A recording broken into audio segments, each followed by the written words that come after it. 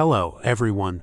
Omni-sensei here with What If I Was Reborn as LELOUCH v Britannia, Part 2. If you enjoy this content, smash the like button. If you haven't already, subscribe to the channel. Don't forget to check out the original story linked in the description. LELOUCH v Britannia commands you. Marcus prepared the first rotor motors and connected them to an electric board before adding a battery. But on the first try, the whole thing spun out of control and slammed into one of the walls. Too much power, he replied, and Layla looked at the whole thing curiously. She didn't see him test new things like that. The next test was around an hour later with a different setup. This time around, the platform was flying, but the controls were difficult. So, after another half an hour, the rotor configuration had changed, and Marcus had more control. After a couple more tests, the foundations were finished and the next thing was to cover the frame, cameras, and audio recording features. In a matter of minutes, the assembly lines were online, and the creation of drones started. Before long, Marcus was already developing a drone carrier, a grander version of a flying drone that works like a recharging station and storage unit. It was like a box with two wings with a rotor in each wing, or at least the initial design, as successor models had similar looks to KK units. Plasma wings, ion thrusters, and futuristic design with woven armor at the molecular level that the KK units have. Layla wondered if he was keeping himself to some sort of standard. Like, will he not release this technology until he is satisfied, even if, midway, he will suffer certain losses? Her hunch was right, as he didn't deploy his drones and 2 more times his resources were stolen, and according to his knight, these crooks got better. Jeremiah and his 2 followers turned into more followers, as most purebloods have heard about the knight's missions. Who doesn't want upgrades? Who doesn't wish to do what makes purebloods pureblood? Showing superiority to a lesser race? The guys joined in on the fun. Especially now that Marcus has access to the government computer, he can create orders now and even make deployments. Obviously, he can't make big moves without repercussions. Once it could work, but several times in a row it could end badly for him. Even the biggest retard would realize that the system is buggy. That is why, for now, he is abusing the lesser systems and deploying purebloods for patrols, as their presence in ghettos is weakening. Well, he prepared several excuses that wouldn't be questioned, especially when Clovis himself deployed them.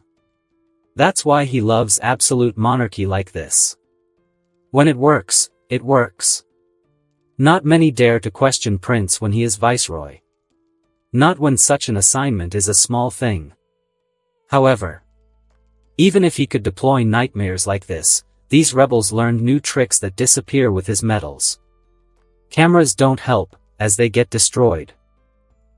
Even barbed fences got wrecked as these rebels started using Glasgows to steal and run away into the underground tunnels. After a couple more days and more losses, Marcus was finally done. Sir, bait is set. Good, then let's get to it, Marcus replied as he put on pilot's gloves and checked his shoes, then inspected his katana, which he kept in perfect condition. As he was getting ready, a soothing voice from the back got his attention. What do you think? Layla asked him. She was a bit shy. He turned around and looked at her. He saw Layla dressed in a blue and yellow skin-tight bodysuit, highlighting her curves and assets, while her hair was done into 2 ponytails. Oh, gorgeous. The inventor's price replied, he was taking in her curves. She was gorgeous. It's not fair that I can't join. Meanwhile, an annoyed voice said from the side. Millie had puffy cheeks as her mobile suit was not ready. Her suit's name is Flight Eyes, named after the Celtic god of archery, not a major god. Marcus wanted to name it after the god of the afterlife, but its name is Dun, almost sounds like Dom, a Zion mobile suit, not something he is quite fond of. He prefers Gundam since his machines have similarities to Gundams. Your mech is still being built. Instead of wasting time waiting, you should rest.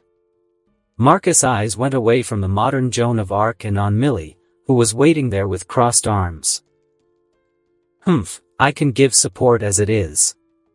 I can be like a comms officer. Watch what the government is doing. She puffed her chest, proud of her idea. The fallen prince looked at her for a second. That is a good idea. He nodded at her suggestion, then looked at his computer. You can use my computer for this mission. Okay, the girl strolled to his computer and sat down in his chair. She looked around, trying to understand the setup of this computer. As she was trying to figure out, Marcus' eyes were back on Layla, who slightly smirked at him. She got closer. Can't stop staring at me? She teased for a bit, but it only led to him pulling her closer, his hand wrapped around her waist.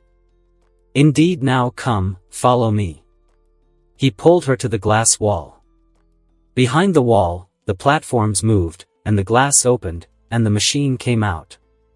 Layla's eyes glittered as she saw a blue and yellow machine drop on one knee and offer a hand to stand on. This is Andraste, the goddess of war. The girl mumbled under her breath as she gazed at this machine. KK-11 Andraste. A machine built specifically for your style of fighting. There is no other machine like this in the world, and there will never be, because it was perfectly customized just for Layla. The girl, for a second, turned to the side and looked at him. Trying to smooth-talk me? She joked. By this point, there was no need for that anymore. I will always do that.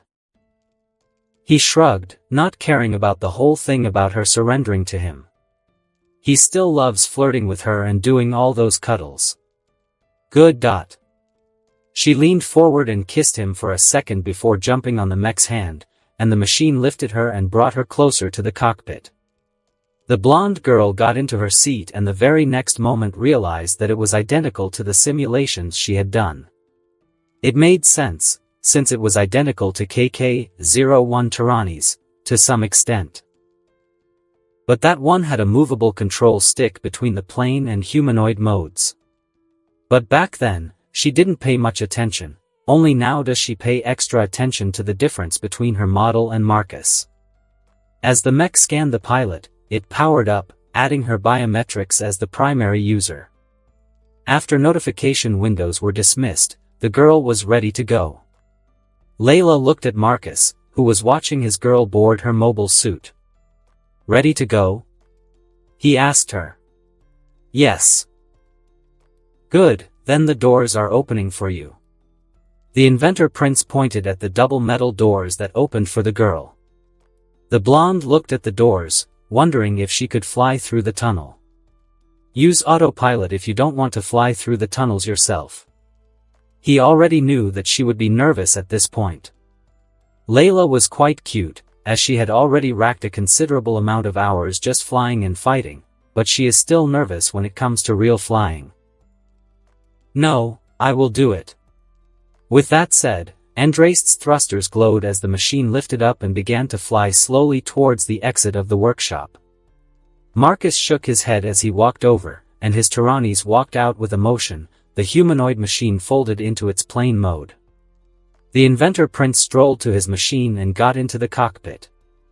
The hatch locked itself as the belt automatically held him in place. The security system scanned him before the screens turned on and showed OS booting up. With a thought, he dismissed the notifications, pushed the lever forward, and then accelerated, leaving the workshop and moving through the tunnels towards the exit. After he left the workshop, he activated the drone carrier. A huge plane-shaped drone that carries 25 smaller drones. His plane is a prototype, a good test run for his upcoming mobile suit carrier, Blackbird. Both of them have experimental tech. The plane has larger thrusters, a more complex version of the fusion reactor that is linked to the plane's core systems. Alongside a different frame, smaller bot workers inside a plane that maintain drones.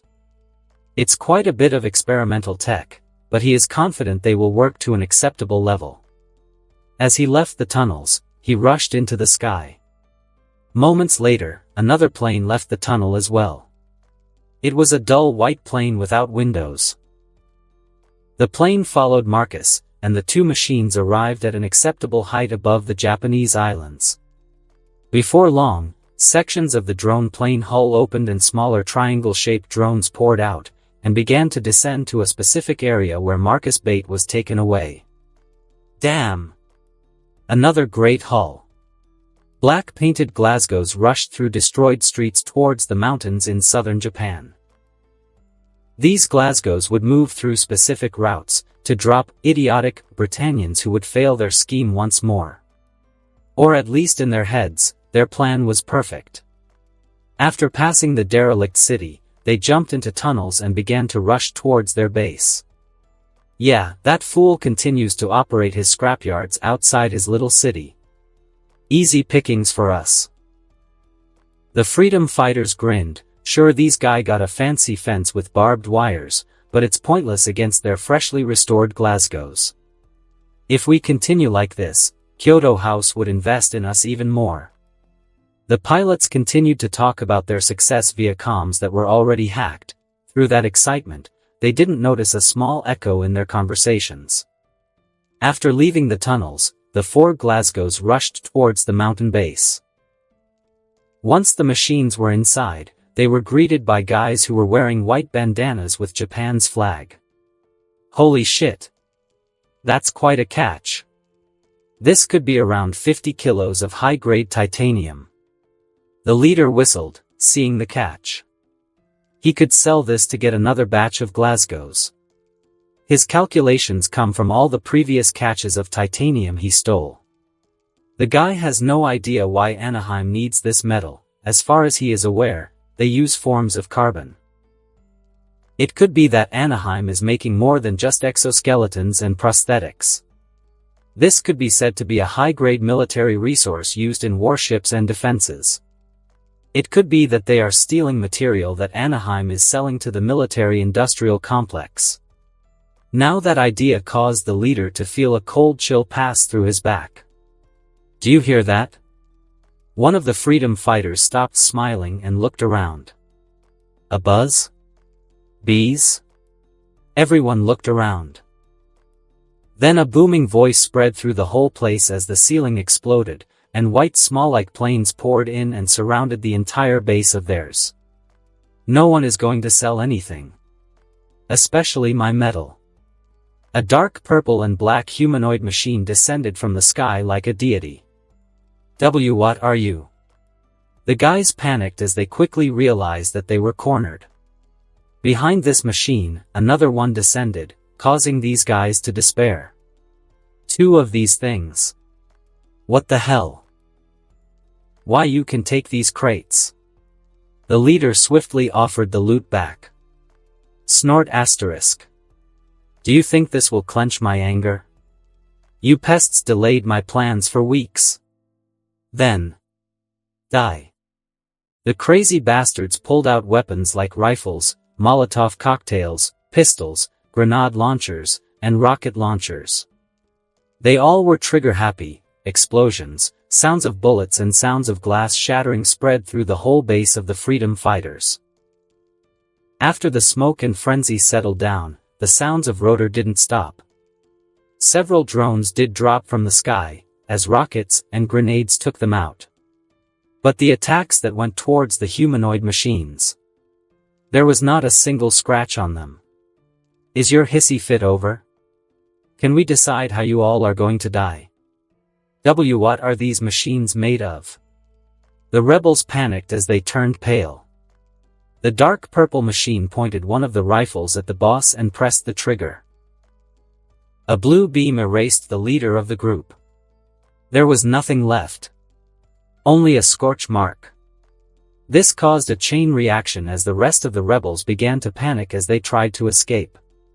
But the machine next to Marcus moved, the feminine mobile suit's wings moved, and segments removed themselves and turned into smaller feather-like constructs that rushed to intercept and destroy escaping rebels.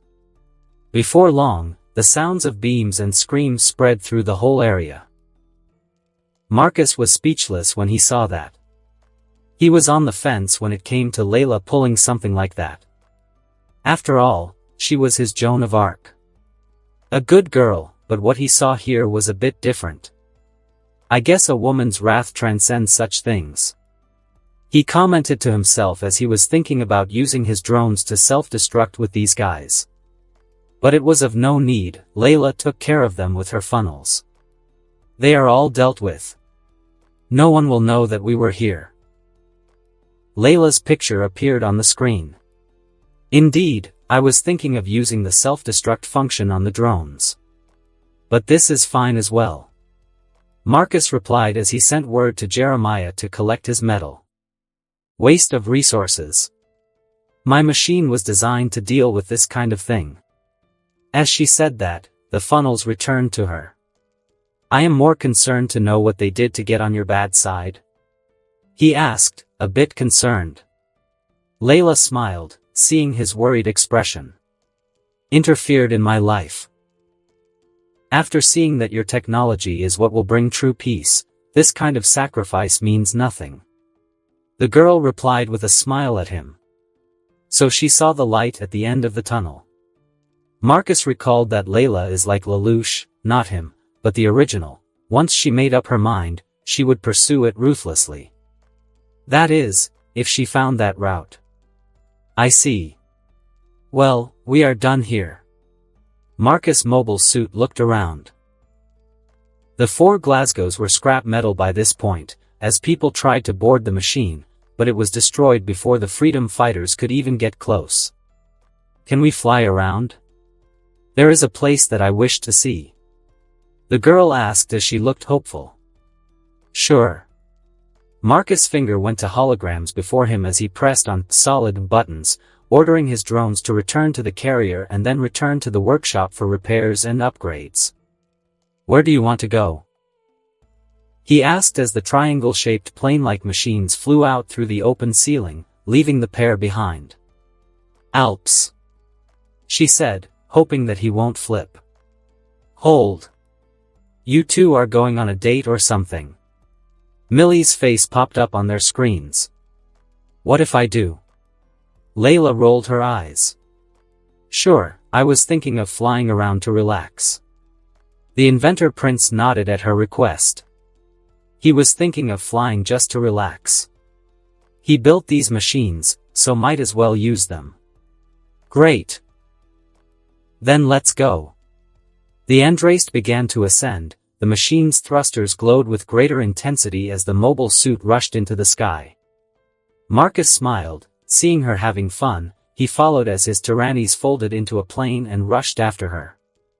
The pair swiftly left the atmosphere. Layla looked at the Earth from space. It made her smile a bit, simply gazing at the blue marble, making her resolve even stronger. The inventor prince joined a few seconds later. Doesn't beat any view that I know. He said to her. Yes. I wonder how many people saw this with their own eyes. She wondered for a second. The girl recalled a short space race with EU before it just ended like that.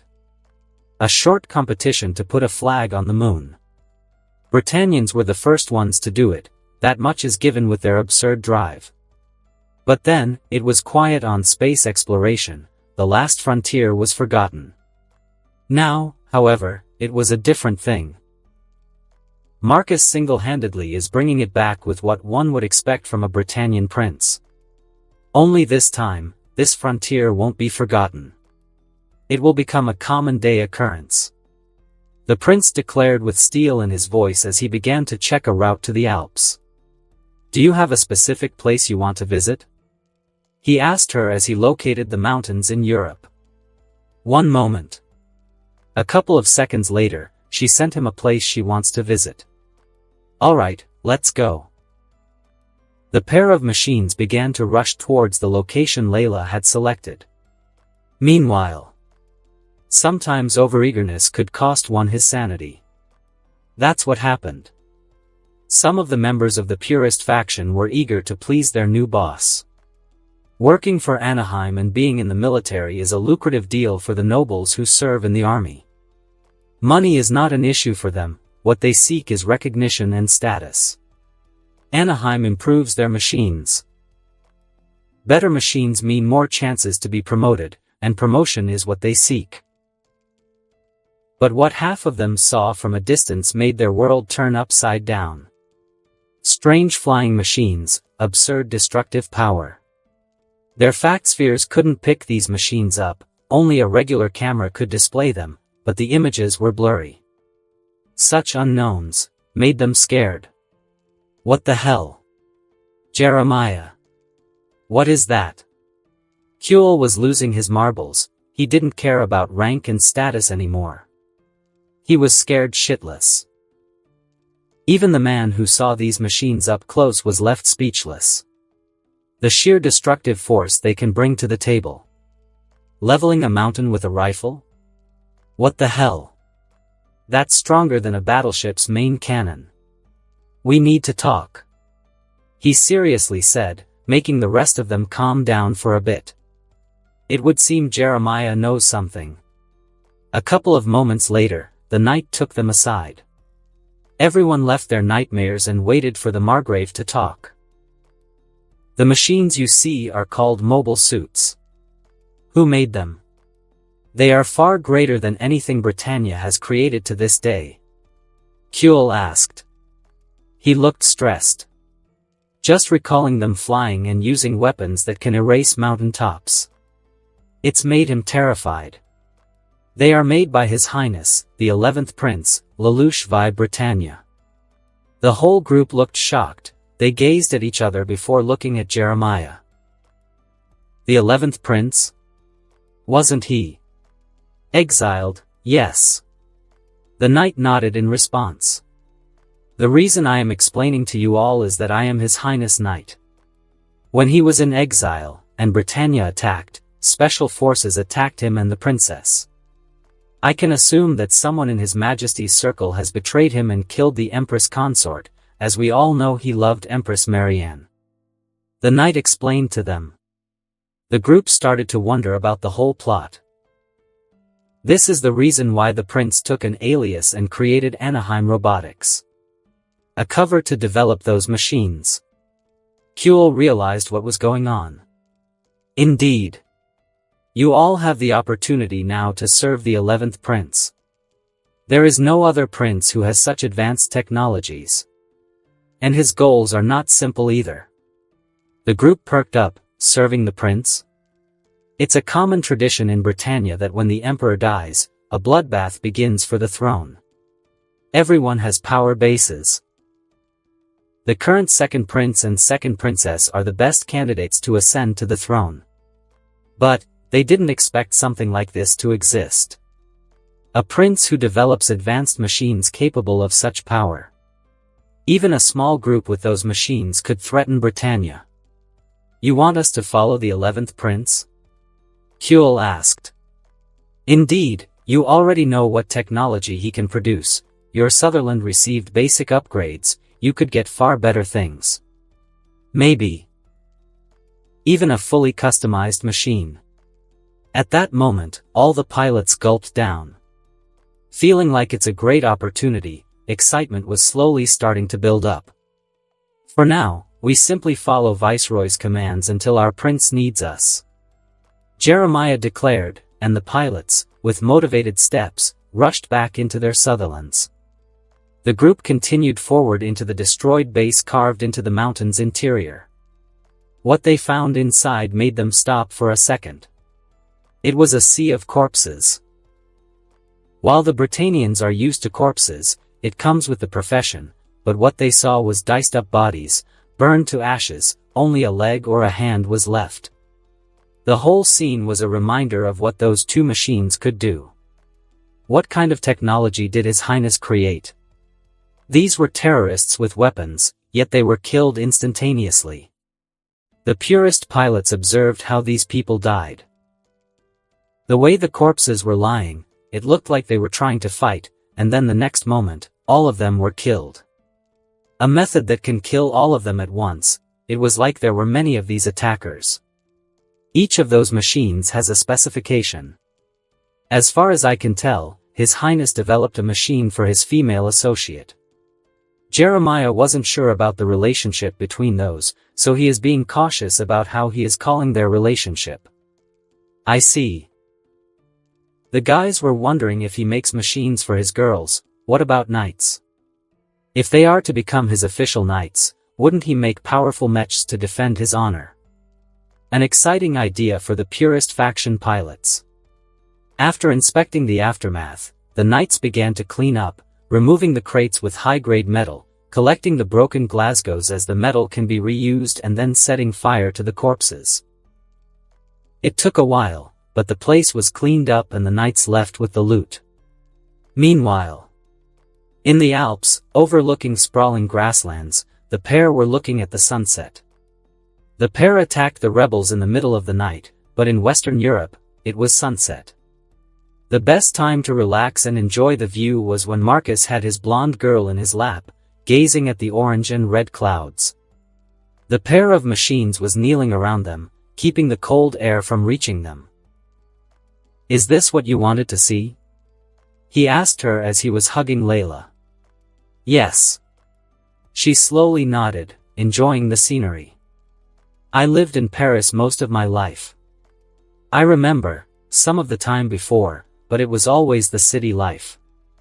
That was until I joined the military, but even then, all I saw were European plains. Never the mountains," she said with a satisfied voice. "The height we are at reminds me of freedom, away from all of the problems," she said while looking down at the sprawling grasslands and a few patches of forests in the distance. "Yes, I know that feeling very well. That is why I love technology. To me, technology is like magic to a wizard. It can solve all of my problems and grant me true freedom," he said with a confident tone, making her think. "Do you truly think we can achieve your dream?" she asked. This time she was asking seriously, wondering if he was not speaking nonsense. Space travel? Placing humans. People on different worlds, making humanity a multiplanetary species. To her, it was a wild fantasy. People can't come together on one world, yet he wants humans to achieve multiplanetary status. It's not that we can or can't. I will simply build, and build, and build, until I have what I want. If regular people want to come with me, it's fine. If they don't, it's fine as well. I will simply make more people. His reply was not a brag. He was 100% certain he would do it. Make people? For a second, she blushed. Is he planning to make a huge harem and impregnate all of them? She believes that. After all, he was the son of a man who had over 100 children. Of course. Genetics are not different from regular programming. I can make people at some point if I need humans to colonize a planet. Oh. It was worse than she had imagined. A group of Sutherlands dropped to one knee when two machines descended from the sky. Your Highness. We are at your command. When Marcus saw this scene before him, he knew that Jeremiah had told them that he was the 11th prince. Well, it is to be expected. I am not trying very hard to hide my true identity. Well, this was unexpected, Layla commented from her machine. The girl wasn't expecting the reveal of his identity so soon. As the mechs landed in Anaheim's factory's backyard, the pilots of Sutherland's were waiting for him. Jeremiah specifically told him that there are some things to discuss. Well, things happen, he said with a sigh as he left the cockpit. Tirani's hand moved over to the cockpit area as he could stand on the machine's palm. The mech lowered him to the ground. Sure enough, the Sutherland pilots didn't hesitate as they followed his lead and left their machines. They all swiftly lined up before him, and leading the front was Jeremiah. I assume that you told them about me? Marcus commented with a knowing tone. It was a great chance, my prince. The awe of your mobile suits, it made me realize that it would be a great opportunity to gain followers. His knight explained to him. He looked at the gathered group. They all looked nervous, wondering what the prince would say. Since this is the case, the inventor prince took a step forward. His inherited charisma surged as he began to speak. I want you all to understand something. Following me means that you will face the Britannians on the battlefield. My enemy is someone from the high echelons of Britannian nobility. Someone who can hire Britannian special forces. If you all can agree to this, then by all means, you can follow me. We don't mind, Your Highness. To these guys, the most important thing is following a strong leader. If they are strong, riches and status will follow. Regardless of the era, if they have machines for mounts or wield bronze weapons, people would want the same thing, and that is wealth or status. For these purists who are descended from pure-blood Britannians, they want nobility status. If they follow a prince who is extremely talented like this, they will have what they want. Is that so? Then follow me. He turned around and walked back to his tyrannies. The mech picked him up, and the prince was back in the cockpit. Follow me to my workshop, and we shall iron out the details. You boys and girls are signing your lives, just remember that. I am, after all, my father's son. The pilots gulped nervously, but the prince's knight could only grin from excitement. Finally, as tyrannies folded into the plane, it began to fly towards a specific location, and the pilot scrambled to follow him. They needed to get into their machines first. The other machine didn't wait either. Quickly. Don't waste your time. Jeremiah exclaimed as his Sutherland powered up and they rushed to their machines. Before long, their machines were following a blue streak of light. The purists gawked at the things in the workshop. Robots, holograms, experimental tech, they have no idea what it is. This was what they were expecting after seeing the machines, but, being this close caused them to get out of character and gawk like small kids. First, Marcus got into his chair as it turned around and allowed the inventor to speak to his new followers. My goals. A hologram manifested behind him, showing Earth. This symbolism made everyone know what he meant. He was truly his father's son. Prince LELOUCH desires Earth. That means world domination. I desire to claim this world as mine. But it's only the beginning. What I truly want, is this. The hologram zoomed out from Earth and showed the solar system, but it continued to zoom out, revealing the entire Milky Way galaxy. My prince.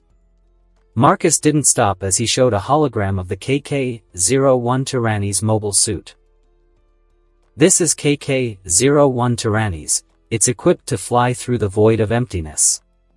The sheer gap between Sutherland and Tyrannies is that one is at the interstellar age, and the other is built at a time when a machine can't even fly.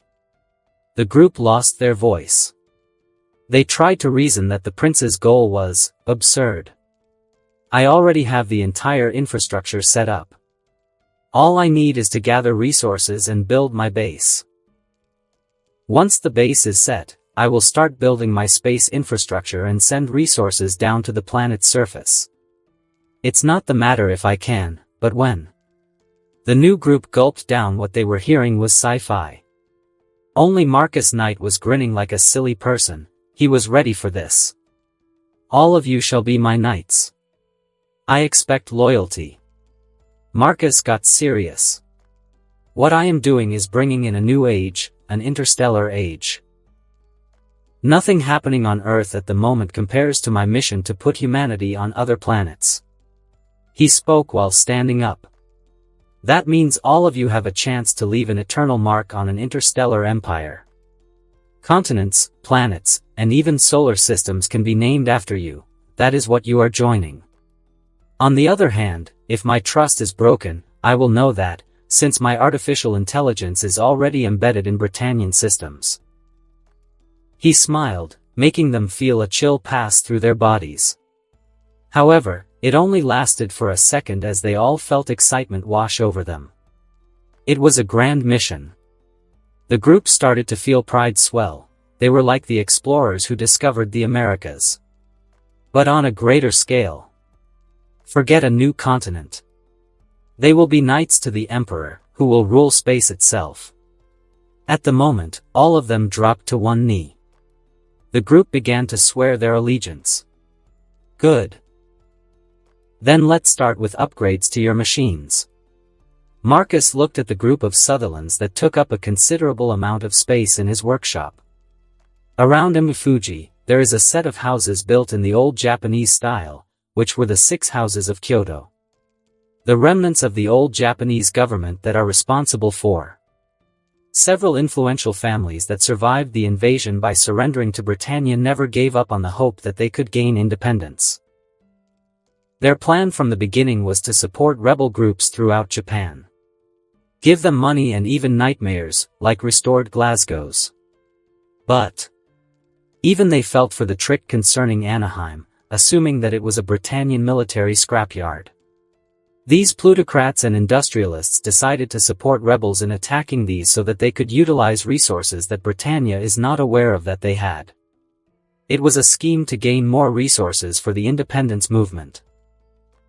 But what they were considered was that it could have been something far grander than a simple Britannian scrapyard dedicated to the military. 6 people were drinking tea while discussing recent happenings in Japan. The remnant samurai cell has stopped responding. One of them said, "I thought Clovis didn't interfere with cells that are far from Tokyo settlement." Another one responded, "It was not Clovis." A girl replied, she was quite young, the only female in the group. Dressed in a traditional kimono, she had long, free-falling black hair and green eyes.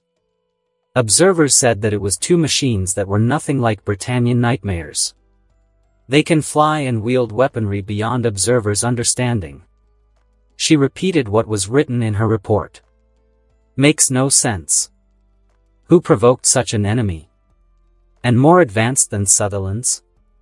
Impossible, we need better observers. A bald man said while shaking his head. My people don't make up things. The girl got snappy before sharing something else. Besides, this machine was exactly like the one that caused the collapse of the Eastern European frontline. She quite smugly dropped this bombshell. The Eastern European frontline is somewhat of a mystery. It can cause people to wonder if magic is real. The whole event made no sense. At one moment, the war rages on, the next moment, people are terrified shitless, running away from a monster, the next moment, almost all soldiers are dead. It doesn't help that the machine is not visible on the radar. It can't be properly photographed either. Then what is it doing here? Half of the world away.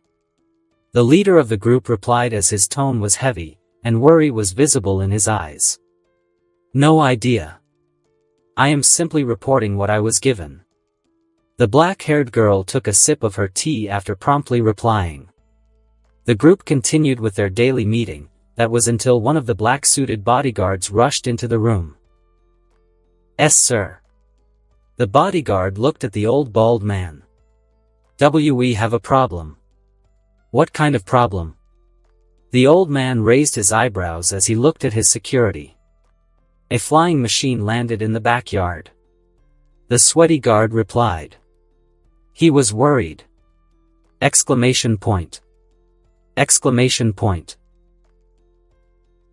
Everyone got on the edge. That machine is in their yard. What is going on? What does it look like? The bald man asked, even more worried. Dark purple, with black parts, it has some sort of wings that emit blue energy light. Everyone's breathing heavily in the room. It was evident that they were worried. Shouldn't we go and check? The only girl in the room asked. She had the most courage compared to the room full of geezers. Fine. Let's go. Eventually, all of them stood up and walked through the doors into the corridor and then outside, where a machine was just standing there. But then, their eyes ended up on another machine, which was floating there, observing what was going on. 6 houses of Kyoto. It has been a while. Machine's words perked up. Has it been a while? Did they meet somewhere? The cockpit hatch opened as the machine's hand moved, assisting the pilot to exit the mobile suit and then lowering him down. You are Marcus Goldman. It was immediately clear why those rebels were blown up. They stole from him. Never did they in their wildest dreams think that Anaheim had such machines. Indeed. But we met before. He smirked while looking at them. Kaguya, who was staring at him, finally realized something. Why, you are LELOUCH. I am sure of it. The girl clapped her hands. After shamelessly staring at him, she made the connection. Well, well. So you do remember me, Princess Kaguya. He smiled at her, making her blush. Kaguya is fine. And no need to call me princess or anything. She waved her hands, fighting her embarrassment. So you are alive. The bald man, Taizo Kurihara, acknowledged that he remembered the prince. He had met him before. I assume you took the identity of Marcus Goldman, the genius prosthetics inventor, and created Anaheim Robotics, to build these. The man's gaze went to the machine that was kneeling on one leg. Is it for the revenge? Eventually, he asked, making the other 5 look at the fallen prince. Among other things. I will figure out who did it. It's only a matter of time. Taizo Kurihara expected him to seethe in anger to get revenge, but such a nonchalant reaction only made him feel fear. The scariest people are the unhinged ones. I see. I am here to discuss my resources, which your freedom fighters have been confiscating. The inventor prince smiled while saying that. Please, come with us, we can discuss these things inside. The old man motioned for him to come with him and have some tea. Very well. He nodded before looking at the other machine still in the air. Land, Layla. Join me for a cup of tea. Moments later, the other machine landed, and a blonde girl came out. Seeing the girl, the black-haired girl puffed her cheeks. The blonde girl was beautiful and well-developed. The feminine machine lowered the girl as Marcus took her hand and began to walk towards the Japanese-style house. The bald man looked at the pair and then at the machines. He is wondering if the exiled prince was willing to fight for Japan's freedom. After all, the Japanese never treated him badly. I have to apologize for the behavior of the freedom fighters. They were gathering resources for us. Taizo Kurihara said in an apologetic tone. I know. It took me a while to figure out. But I got an idea after several robberies. As Marcus replied, the blonde girl next to him took the offered cup and gave it to him, then she took one for herself and cuddled up next to him, listening to their conversation. We can pay you back for all the lost resources. Kaguya chipped in, trying to please him. The old man next to her nodded stiffly. We can discuss that after. After all, we have a common goal. Marcus sipped his tea after mentioning that. Britannia. Taizo Kurihara promptly mentioned the common goal. Part of it. He narrowed his eyes. You have other plans? I assume you want to ascend to your father's throne. We could help you, but there would be a price. Taizo smoothly talked towards the direction he wanted. If you assume that Japan can regain its independence, then you are sadly mistaken. Japan is sitting on the biggest gold mine in the world. Even if somehow magically your freedom fighters push out Britannian forces, there is the Chinese Federation that wants your security. And then Britannia will return. Japan doesn't have the manpower or technology to resist either of these. Such a situation will lead to your country becoming a battleground of 2 superpowers, just like how Eastern Europe has become. Layla looked curious as she saw him get angry suddenly. The girl wonders what kind of connection he has with Eastern Europe. Even so, people of Japan desire to fight. The old man sighed, as he already knew that. Since you started this conversation, do you have an alternative solution? Kagaya asked him as her green eyes gazed at him, almost like digging into his soul. I do. My desire is to unify the entire world so that we can proceed to the next stage of humanity.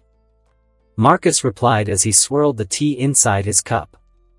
I already developed technology for space industries, my mobile suits are proof of that. No power on Earth can resist their power. Is that so? If you desire for us to join you, then we need some sort of proof of what you are saying. Taizo replied. I understand your reasons, but your time is ticking, people are joining my cause, and by the time you think that you are ready, the most important positions will be taken by other people. And if you think that Securitite is enough, space is full of resources ready for mining. Marcus shrugged when he said the last part. Such development takes time. The inventor Prince scoffed as he pulled out a thin device and placed it on the ground. A hologram manifested above the device, showing several designs. I already possess ion technology thrusters, which allow interstellar flight, reaching Mars or Venus in mere days. Not to mention the asteroid belt that is full of rich minerals. The exiled prince showcased Legion bots, fusion reactors, mobile suits, Blackbird, and assembly line designs. It was an advertising move. Like I said, once my space industry is up, Earth's production will look insignificant. He reminded us that space doesn't have a limited amount of space. The old man was feeling pressured. This brat is nothing like Clovis. I expected him to be consumed by anger and revenge. I have built my mobile suits with minimum assistance, the rest was purely robotic manpower. In space, everything is different. As Marcus was explaining, Layla was looking at him. The girl was curious, how does he know so much about space? The difference between years and how much experience he has is far too wide.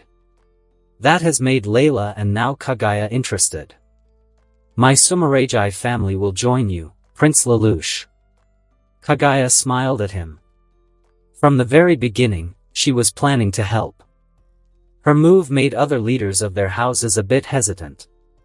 What would await the people of Japan under your rule? Taizo asked directly, no more games. For starters, you can forget the numbers system, it's counterproductive. What you can expect is a merit-based system. I do not care who you are, as long as you work hard, you will achieve great things. One thing you should be aware of is that lesser jobs will no longer exist. That means no forced labor, my machines are better than any human could do. He shrugged, making them a bit relaxed. It is hard to listen to Britannians. After all, they are conquered by Britannians. Like I said, you have my support, my prince. Kagaya smiled at him. Fine. You have my support as well. Alright. You have my. One by one, Kyoto houses have fallen under Marcus' rule. Taizo and the rest looked at how the pair of machines stood up and began to fly. The pair of mobile suits turned around and accelerated away at absurd speed, one of them even transformed into a plane midway. It would seem our fates are entwined, Kagaya commented to herself. For a while, she thought that she wouldn't see her Prince Charming. But turns out he is more than a capable fighter, but a genius when it comes to technology. At least we don't need to worry about being discovered anymore. They will work with Anaheim, and Anaheim is a legitimate company. And in process surrendered the idea of free Japan, Taizo said with a frown. Like Prince said. Free Japan wasn't possible. Other countries will fight for our Securitite. Kagaya was already on Marcus' side. True.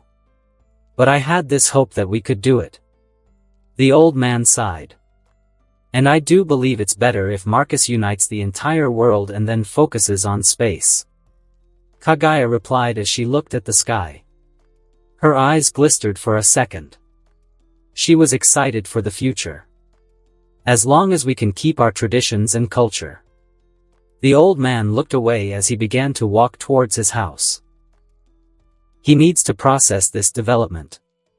The whole stealing episode turned into a favorable situation for Marcus as he acquired 6 houses of Kyoto. While NAC, the company that is the 6 houses of Kyoto, answer to Britannia, they have a decent amount of freedom. Something that Marcus began to abuse, he began to trade with them. Exoskeletons for laborers in the mines, in turn, they provide him with a decent amount of securitite. Then he began to invest in other industries where robotics was needed. Just like that, Clovis Area 11 began to prosper, the economy started to grow, and the viceroy himself had no idea what was going on. All he knew was that Anaheim had become his golden goose, so he began to ease on the taxes, making Anaheim even more powerful. Before long, Anaheim makes all of robotics exempt from anything related to war in Japan. All that expansion around Japan allowed him to access all the needed materials to finish the Blackbird. Sir, we have a development. Marcus was enjoying his girl's company, but after he started getting calls and visits from Kagaya, Layla's behavior changed a bit. She became even clingier. What is it? He moved his head and looked towards a screen. A break-in? Layla commented as she saw. Japanese stealing an orb of some sort. This orb looked like a mine used to sink ships. Code our facility, interesting. Marcus moved away from Layla's lap and stood up. Why don't we explore a city for a bit? He suggested to her with a smile. One of her eyebrows went up. She was not a stupid girl, she already knew that he wanted something from this situation. Fine. But you will owe me a real date. She flicked her long hair before standing up and walking towards the wardrobe to change her clothes. Great. Then I shall prepare our mode of transportation. With that said, he went over and picked up a jacket and his sword. You seriously taking a sword outside? She asked in disbelief. My new bike has a slot just for the weapon. He winked at her before walking to the stored electric bike. The newly built lift will take him right to the garage. Is that so? I wonder what this is all about, Layla mumbled to herself, wondering what the hell was going on. As Marcus was waiting for Layla, he took his phone and called his knight. My prince. Just in time, we are getting deployed. Any instructions? The capsule that these rebels stole contains a girl who has unique abilities. These rebels think that this capsule is a chemical weapon. What do you wish for us to do? For now, follow Viceroy's orders. I shall join you in a bit. Marcus pulled out a hollow projector and checked how it was progressing. They are taking the route around Shinjuku just like in canon. But we are over a year early. Did Kyoto ceasing all of support make them this desperate? The prince wondered if his actions had already caused such a ripple effect. Well, whatever. He hoped to use his knowledge to increase his chances of success, but no plan is perfect. Understood. We shall proceed as you instructed us. After that, the call ended, as Marcus saw Layla walk over. She was dressed in black stockings, a short skirt and a jumper. Wow, you look gorgeous. Please, this is basic. She showed him that she was in running shoes. I have no idea what we will do, so I dressed for high mobility. She explained herself, making Marcus smile as he offered her a helmet. We are going to watch, and maybe be part of something fascinating. He scripturally explained, making her sigh. Each time that happens, you change something fundamentally. Layla pointed it out with an eye roll. Change what?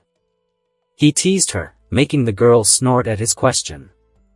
Oh, please. The last 2 times led you to gain Britannian nightmare pilots and Kyoto House. So stop pretending. she explained before putting her helmet on. "Oh, that. I guess you are right. You girls make a scene from so many things that I don't know what to think anymore." He shrugged before putting his helmet on and then getting on the bike. The girl followed him, and she got on the seat behind him before hugging him from behind. She put her weight by leaning into him, making it a proper hug. With that done, they left the academy grounds and rushed towards the location where the terrorist was going with their truck. Marcus follows them with his HUD in the helmet. Seeing all of the actions with his backdoor entrance into the government systems. After taking some detours because of roadblocks, the inventor prince ended up driving his bike to the top of the car park at one of the tall buildings in the outskirts of the Tokyo settlement and close to Shinjuku ghetto. It's a full-on operation. Layla jumped from the bike and looked at what was happening before her on the elevated highway. Sutherlands were facing a red Glasgow. Yes. Marcus placed an earpiece in his ear and contacted the Sutherlands, fighting the red Glasgow. Jeremiah, the pilot of that Glasgow, let her live. Understood. Why? Isn't this person a terrorist? The exiled prince showed his phone and who was in a Glasgow. It was a red-haired girl. That girl. Colin Stadfeld. Layla even knew her name. You know her? Marcus asked curiously. Humph. After you paid attention to her, I wanted to figure out. Turns out she was pretending, but to think that she was a terrorist. Freedom fighter. The inventor prince corrected her, making her snort. What she does is not what a freedom fighter would do. The girl took off her helmet and looked at the action before her. A desperate freedom fighter, to be more exact. As Marcus corrected her, he saw Jeremiah destroy Glasgow, making it lose all its limbs before rushing towards where the truck drove off. Time to see how this game will play out. Marcus never truly had a proper plan. He doesn't need to, as things play out either way. Soon, his mobile suits will make a grand appearance. I hope we won't join this in casual clothes and a motorcycle, Layla commented as she saw Britannian literally deploy their entire garrison. Don't be ridiculous, do you think I will allow anything to happen to you? He shook his head as he motioned to the sky. She followed his gaze and narrowed her eyes. Is that? The girl mumbled as she saw familiar forms in the sky. Our mobile suits? Yep, and Millie is taking her position for sniping at the moment. He placed his helmet back on his head. I see. The girl sighed in relief. For some reason, she thought he would be reckless, but it would seem he is careful enough when she is around. The girl put on her helmet and jumped on the bike, and the pair rushed out of the car park and towards where the truck was rushing. The bike jumped off the highway, into a construction site, and into the tunnels. Be careful. There could be soldiers here. Layla whispered into his ear. I know. I follow deployments. His HUD follows the live feed of this mission. Good. The pair eventually arrived at the place where the truck crashed into a huge boulder. Marcus jumped off the back and rushed into the truck. Marcus, what is in this truck that makes you this reckless? Layla followed him as she got into the truck as well. My brother's secrets. This little pet project of my dearest brother is so secret that he is even trying to hide from my old man. He declared with glee. Layla slowly nodded. If this is true, they can use this to deal with Clovis. But if they do that, then Britannia could send someone competent who could lead to the reveal of Anaheim's true nature. As they saw the capsule, Marcus walked over and found the button that would open it. Wait, isn't it a bit? When the capsule opened, Layla's eyes widened, grew wide with shock, as she got flashbacks. Drowning, a woman with green hair rescues her from a frozen lake, then she touches her, and something happens. Something happened to her related to some special power. The next thing she knew, she was with the Malcal family. I know her. The blonde replied, confused and uncertain. Hold it right there. A soldier interrupted them. The pair looked at this man. Get away from that pod. It's dangerous. The man said as he got serious. But then the soldier saw a green-haired girl in Layla's hands. A girl? But the command said it was poison gas. As Marcus moved, the soldier got trigger-happy and tried to jump on the exiled prince. But it wasn't that easy, as Marcus spent years training. If he is not inventing or cuddling with Layla, he is training. The soldier stumbled as he nearly face-planted as the inventor prince sidestepped and put his foot in the soldier's way. However, the soldier reacted swiftly as the pair began to spar. A couple of exchanges and the soldier gawked as he realized something. LELOUCH. But the next second, the prince's expression morphs into worry as he grabs Layla and the green-haired girl, and the next moment, the truck explodes. Thankfully, all of them left it before any explosion could happen. LELOUCH. What are you doing here? The soldier removed his helmet and revealed himself to be Suzaku Kuroji. Finding out my brother's dirty little secret, Marcus replied as he looked at kneeling Layla, who had the green-haired girl in her hands. All I knew in the briefing is that it was poison gas. I never considered a girl. Suzaku was confused. Before the conversation could continue, they were interrupted by men dressed in red uniforms. What is this? Soldier, why are you not following orders? Suzaku swiftly rushed over to the leading soldier. Sir, the reports were wrong, it's not poison gas. The brown-haired teen said to his superior officer.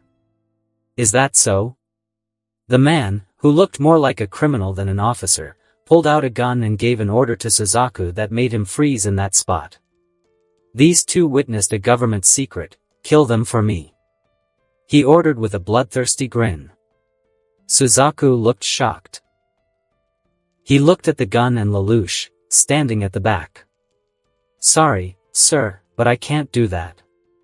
Disobeying a direct order from your superior? As expected from an 11, you are not needed here then. With a lazy tone, the leader of the Royal Guard swirled his gun before pointing at Suzaku's chest. Die. Bang asterisk. Suzaku's eyes widened as he never expected that in 100 years. With a thud, he dropped to the ground. The leader then looked at Marcus and the two girls. I will be taking that girl from your hands now. With a bloodthirsty grin, the criminal-looking royal guard and his minions walked towards LELOUCH and Layla. How about no? Millie, if you would. Huh? The royal guards looked confused, but a blue beam slammed into the red-dressed men horizontally, erasing their upper halves. There was no explosion, simply a deadly light show that ended the whole group. With a thud, the entire group of royal guards dropped to the ground. They were all dead. Layla's eyes trembled. This was the first time she observed how deadly the beam rifle was from so close. And so, they are gone, Marcus commented as he turned around and looked at his girl. Aren't you going to check your friend? She asked him. Friend is a strong word, but you are right. The inventor prince sighed. He needed to see if Suzaku was alive. He walked over and checked Suzaku's pulse. It would seem he is okay, he had something in his chest that blocked the shot. He replied to the blonde after inspecting him. I see, then what now? Layla looked at the green-haired girl in her hands. I am sending over our mobile suits. Knowing Clovis, he will want to hide everything under a rug. Marcus replied to her question, and he showed her a strained smile. Hide under a rug. You mean, he will destroy the whole area? She stumbled, trying to stand up, but the girl in her hands was unconscious. The inventor prince walked over and easily picked the green-haired girl up in his hands. Indeed. But we will need to see that in person. If he does that, then we shall intervene. I think it's time for us to reveal ourselves. Once we deal with Clovis and Jeremiah takes over as temporary viceroy, we will have a couple of days to prepare for the next viceroy. He explained to her their next course of action. And then? She asked, understanding that it could work. It was a hastily created plan, but it was still a plan. Depends on who it is. He looked at her, his gaze was a pondering one. I am certain you have an idea who it is.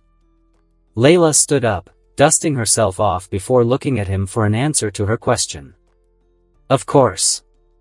It would be my dearest sister, but that depends on how Clovis dies. Marcus replied as he moved his hand and pressed on his earpiece. Send us our machines.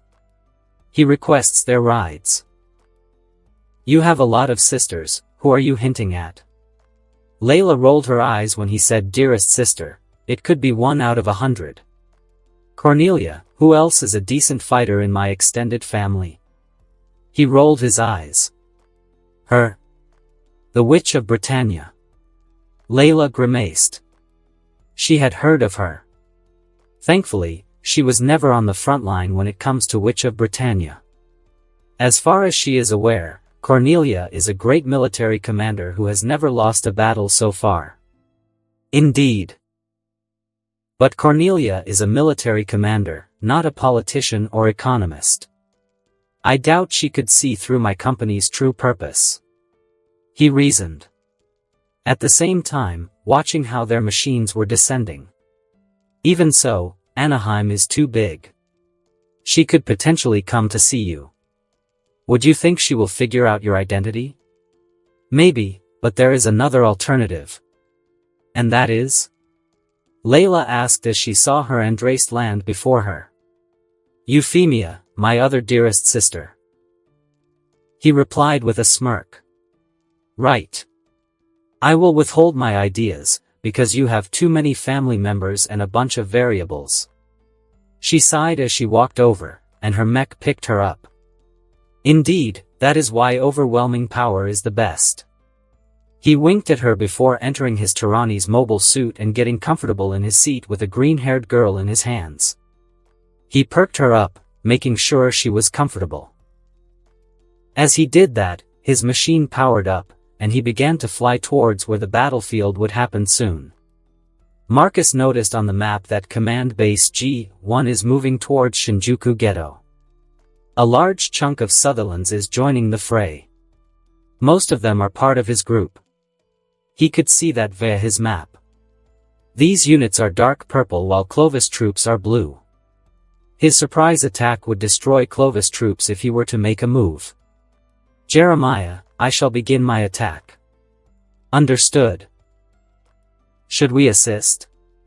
His knight's face appeared on the screen. He looked at his prince, not the girl he was holding in his hands. The man was professional enough to ignore such things. No. Let's keep your allegiance a secret for now. I shall, however, fry your Sutherlands, so be ready. Orders understood, we shall retreat. With that said, Marcus and Layla descended on the battlefield. Millie, prepare to join if you want. I will cover your back. This position is far too good to lose. A blonde girl's face appeared on the screen. Is this the one Clovis experimented on? Millie was smart enough to understand what happened. She read the code our project. The girl had some strange abilities, and Clovis tried to acquire similar powers for himself. Yes. Continue to observe the battlefield. Okay. Then let's begin. Marcus grinned as he opened fire at the closest enemy nightmare. What is that thing? AC. H5 has been ejected. Red-dressed officer with a worried look as he just saw the IFF of Nightmare disappear from the battlefield map. It can fly. J9 had been ejected as well. Another Sutherland was taken out. Communications from Nightmares spread through G1 command base, as officers looked nervous. Do we have visual on the enemy machine? A fat man asked the officers. It doesn't have an IFF signature, and no radio signals are coming from this thing. We can't see it on our radars. And a visual. The fat man was getting impatient. I think we do. One of the operators showed a zoom view of this thing. What they saw was a dark purple machine with secondary black color shooting beams at nightmares. One shot, one disabled machine. There are two of them. Another display in G1 showed a blue and yellow machine floating with large wings. These wings had detachable parts that turned into weapons, effortlessly shredding any opposition. What are these things? Clovis was getting nervous. Did father learn that I had this green-haired girl and now send his special machines to deal with me? The Viceroy of Area 11 was getting cold feet all of a sudden. My lord. Half of our forces just ejected. They reported that their machines just fried. What? Half of them. Clovis turned pale as he shrank in his throne. This situation just turned from bad to ugly. Did I get you at a bad time, Viceroy? A nerd face appeared on the screen. What do you want? Don't you see that we have something going on here? The fat man exclaimed with anger as his face was full of worry. That's why I offer my help. Can't it do it? Can your thing do it? Clovis asked with a hopeful look. Please, your highness, call him Lancelot. The nerd smiled while saying that. Are you sure you want me to pilot your machine? Suzaku, dressed in a white pilot suit, asked the pair about it. One was a lanky-looking nerd named Lloyd Asplund, who was an earl, not that he cares, as this man was a scientist and nightmare engineer. The other individual was a beautiful lady and Lloyd's assistant. Her name is Cecile Crumey. She is a fellow engineer and scientist as well. However, not as a loose cannon like Lloyd, who only cares for nightmares. Of course. Just look at your compatibility rating. The nerd scientist nearly glided to the brown-haired teen's side and showed him a laptop with percentages in it. It showed the compatibility rating, and Suzaku was at 94%. Still, isn't it your creation? What if I break it? He was a bit nervous. This machine looked expensive. Well, then I will have to kill you. Lloyd plainly said, but Cecile, next to him, pulled the scientist by the ear. Ignore him, Suzaku. She said, in annoyance, while looking at Lloyd before gazing at the teen with a smile. Lancelot was built to be used in a fight. It's a prototype that needs combat experience and data so that we can improve it further. The lady explained in a gentle voice, making Suzaku slowly nod. These two are polar opposites. I understand, then I will try my best. He got serious before thinking about his current situation. If he becomes a test pilot for this experimental machine, he can begin climbing the promotion ladder and towards his goal of changing Britannia from within. Just you wait, LELOUCH. I will find you. I hope nothing has happened to you at that place. Suzaku recalled Lloyd's words, all the royal guards have melted and burned away, their tops were missing. Like a hot knife sliced their upper body halves away. On top of that, he is not LELOUCH anymore. The soldier recalled that face and look on the TV screen. He is certain. LELOUCH is now Marcus Goldman, a genius inventor of prosthetics and exoskeleton technology and the CEO of Anaheim Robotics. Wonderful, then start reading the manual, you don't have much time. Lloyd swiftly recovered as he handed over a book to the teen. The engineer was already ready. He knew Suzaku would pilot his Lancelot. Please hurry and get into Lancelot, Suzaku. Cecile reminded him that he didn't have much time. All right. The brown-haired soldier rushed to the machine. Marcus hummed as he pressed a trigger, and a blue beam slammed into Sutherland's lower half, melting the legs away. The damage caused a reaction as the cockpit was ejected from the frame. 24. The inventor counted his streak. Why hello there. He looked to his side and saw yellow eyes looking at him. She didn't respond, instead, she was looking at him. So, to get a reaction, his right hand went from one of the control sticks and went to her cheeks. He poked it. What are you doing? The girl finally responded, her tone was hostile, clearly not liking what he had just done. Isn't it obvious? I am poking your cheek. He rolled his eyes at her question. Why? Don't you have better things to do? She replied, ignoring his pokes. Before he can reply, his aide notified him. Sir, Z1 Lancelot has joined the battle. It's moving towards your location. It would seem I do have other things to do. He chuckled a bit before getting her to sit comfortably in his lap. The girl frowned. She was confused. Why was he like that? What is going on? Hold on. Someone wants to fight me. As he said that, the girl looked at him, then at the screen.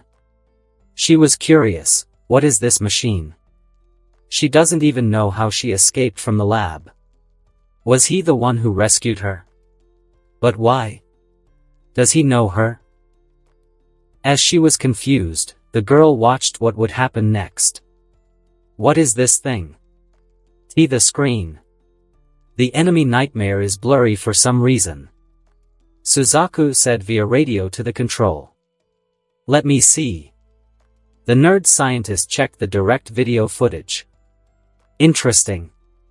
It's like there is some sort of force field that is causing such a reaction, Cecile commented as she was also looking at the video.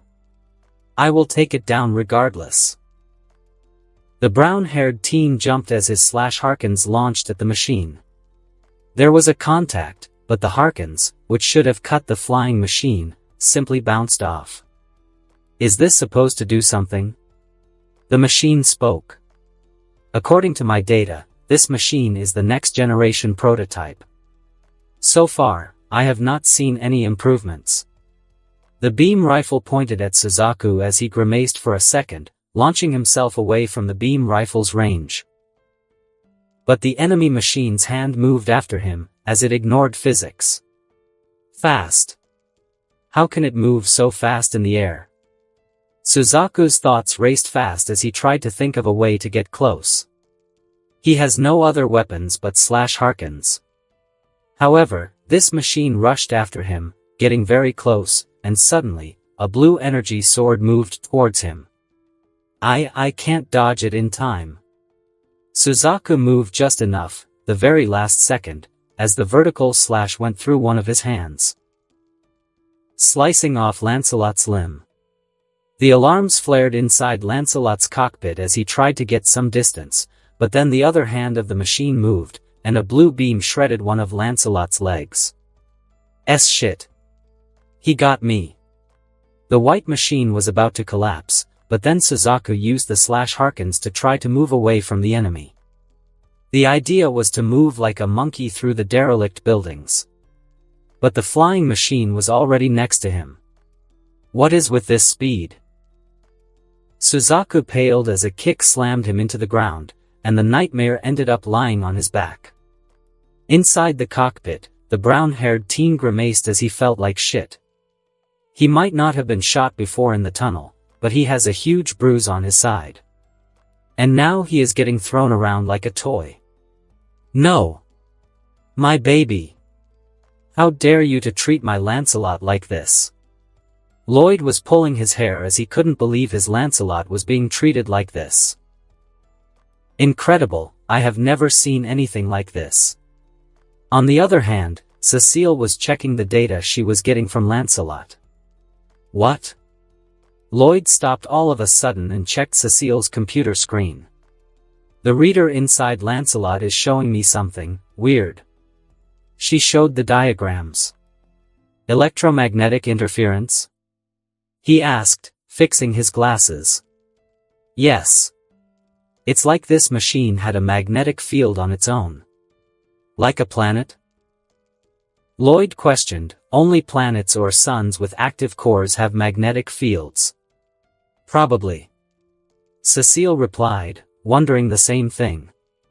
The pair were awed by this development, as they even ignored Lancelot getting dismantled. But then, the video stopped as the consoles lost connection with Lancelot. Lloyd's eyes widened as his expression morphed into horror. No.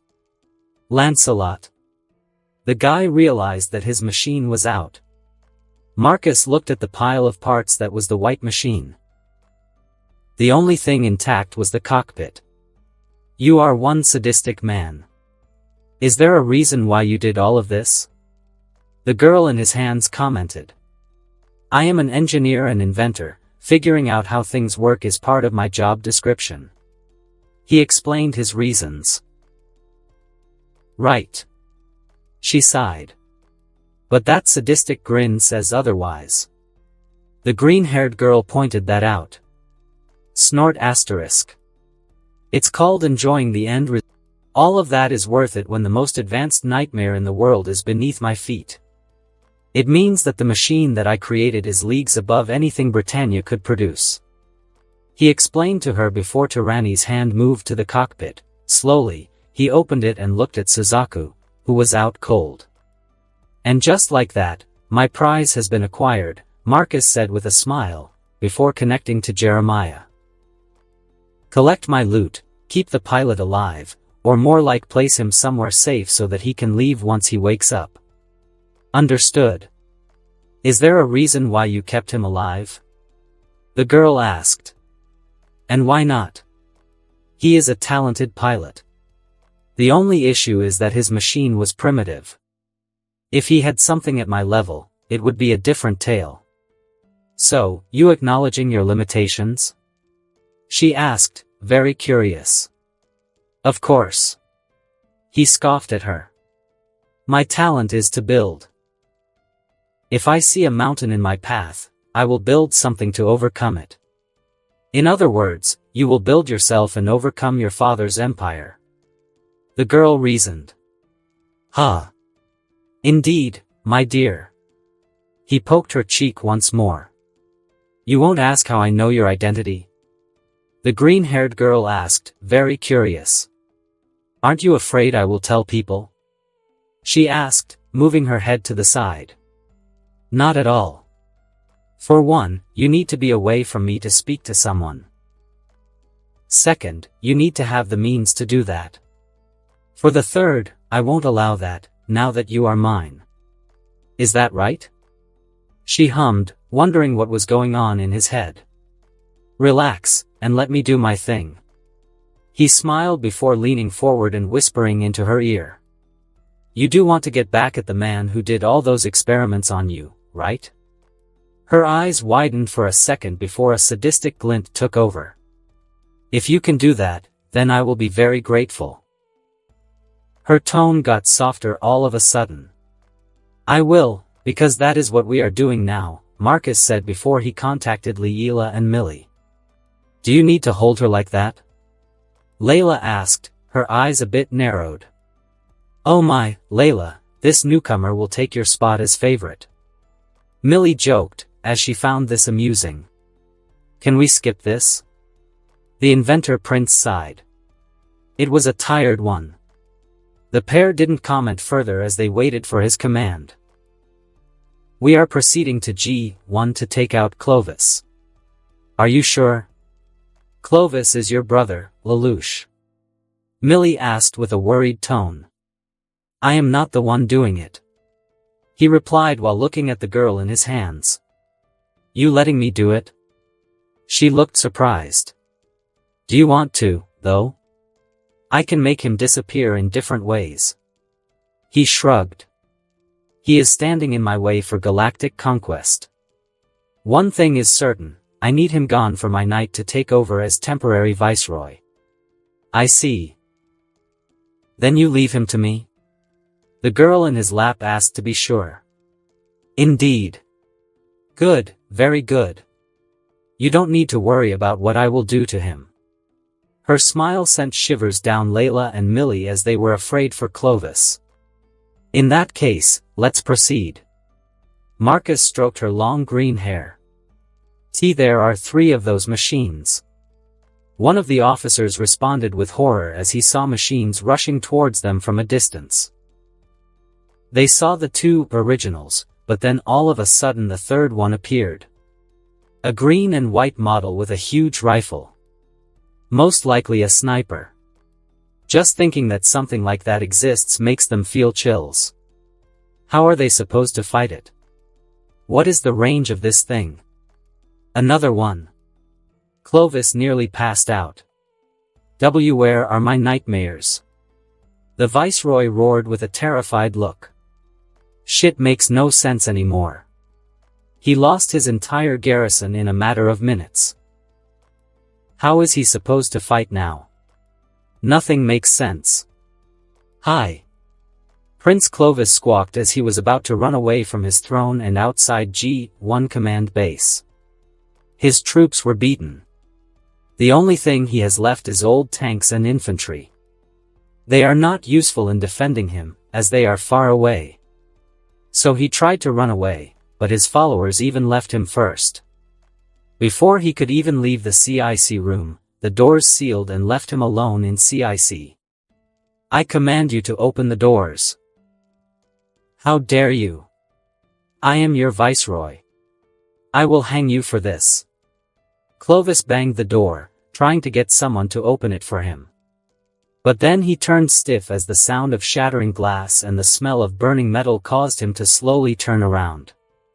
He saw a beam saber cut open the bridge section, and a mech assisted a couple of people to enter the CIC through the newly created entrance. It was a black-haired teen and a familiar green-haired girl. Why you? Clovis looked at them, and he recognized the black-haired guy as well. Marcus Goldman. Why you are the pilot of that machine. I am disappointed that you don't recognize your own brother, Clovis. Marcus shook his head as he removed his blue eye contacts. It took a couple of moments for the Viceroy to put a name to a face. LELOUCH. You look so different, I barely recognize you. Clovis chuckled as he all of a sudden became all friendly, as if those machines behind the window no longer existed. Before he could even get close, the green-haired girl next to LELOUCH grabbed the black-haired exiled prince's sheathed sword and pulled it out of the scabbard and pointed it at Clovis. LELOUCH? Instead of saying anything to the green-haired girl, since he knows she won't listen. Considering all the things Clovis did over the years, he hopes his brother will reason with the girl. I am disappointed in you, Clovis. Really? Experimenting on people? Are you out of your mind? Marcus shook his head. This blonde half-brother of his is a retard. Why you don't understand? She is immortal. She can't be killed. Do you have any idea what we could do with such power? Clovis was taking a step back as the girl with a sword was walking towards him. You are a moron. You assume that such a thing is difficult to achieve. Marcus shook his head as he walked forward. The green-haired girl stopped and looked at him. What is he even talking about? Just off the top of my head, I have at least 3 forms of immortality I could achieve without torturing someone. The inventor prince snorted in disgust. What are you talking about? Clovis looked confused, forgetting his situation for a second. Fool. I am the one who built these machines. He pointed at the machine behind him. These can fly through space. I will use them to conquer space itself. Do you think something like immortality is something hard to achieve? It's a fundamental step in a ladder that I am stepping on. Genetics at the base is an organic code that can be programmed. There are hoops that one needs to step through to program it, obviously, but then again, since you went for a barbaric method of torture, then I doubt you even understand half of my words. Marcus snorted in disgust, remembering that the blonde guy before him is as dumb as a brick. I know, just continue what you were intending to do. Marcus waved his hand and motioned for the green-haired girl to continue with her revenge. Wait. We are still blood. You can't do that. Clovis was feeling terrified of what was to come to him. I am not doing anything, Clovis. Stop her. Why you can't allow her to kill me? The guy dropped on his ass as he began to backpedal away from the grinning girl. Like how you tried to kill her. Oh come on, when you take someone's life, be ready not to complain when you are about to lose your own. That's why I built machines, you should have done the same thing. At least this way you could have protected yourself. Marcus shook his head again as he turned around and walked back to his mobile suit. What followed next were screams and pleas to spare him. All I can say is that power built by oneself is superior to any given one. He thought about Geas and how it twists people. At least when one builds power on their own, they deserve it, as they put effort and time into it. What Clovis wanted was to become immortal and eternally young. These kinds of things will never conclude well in the end. After a couple of moments, the girl returned. She looked like she was bathed in blood. If you think that I will allow you to enter my machine when you are soaked in blood, then you are mistaken. His hand went under his seat. A section opened, and he pulled out a box of wet wipes. He threw it at the girl who was standing at the edge. She was barely able to understand what was going on, almost dropping the box, but then she realized what this was. Are you serious? Only one thing came to her mind at such a time. Was he serious? Deadly, now clean yourself. He motioned just to do it. Fine. With an annoyed grunt, she began to wipe off Clovis' blood. Midway, Marcus got his sword back and began to meticulously clean it before storing it in its sheath. I am surprised that you don't care that I took your sibling's life. She said that while wiping off the blood from her hair. I do have what one calls a bottom line.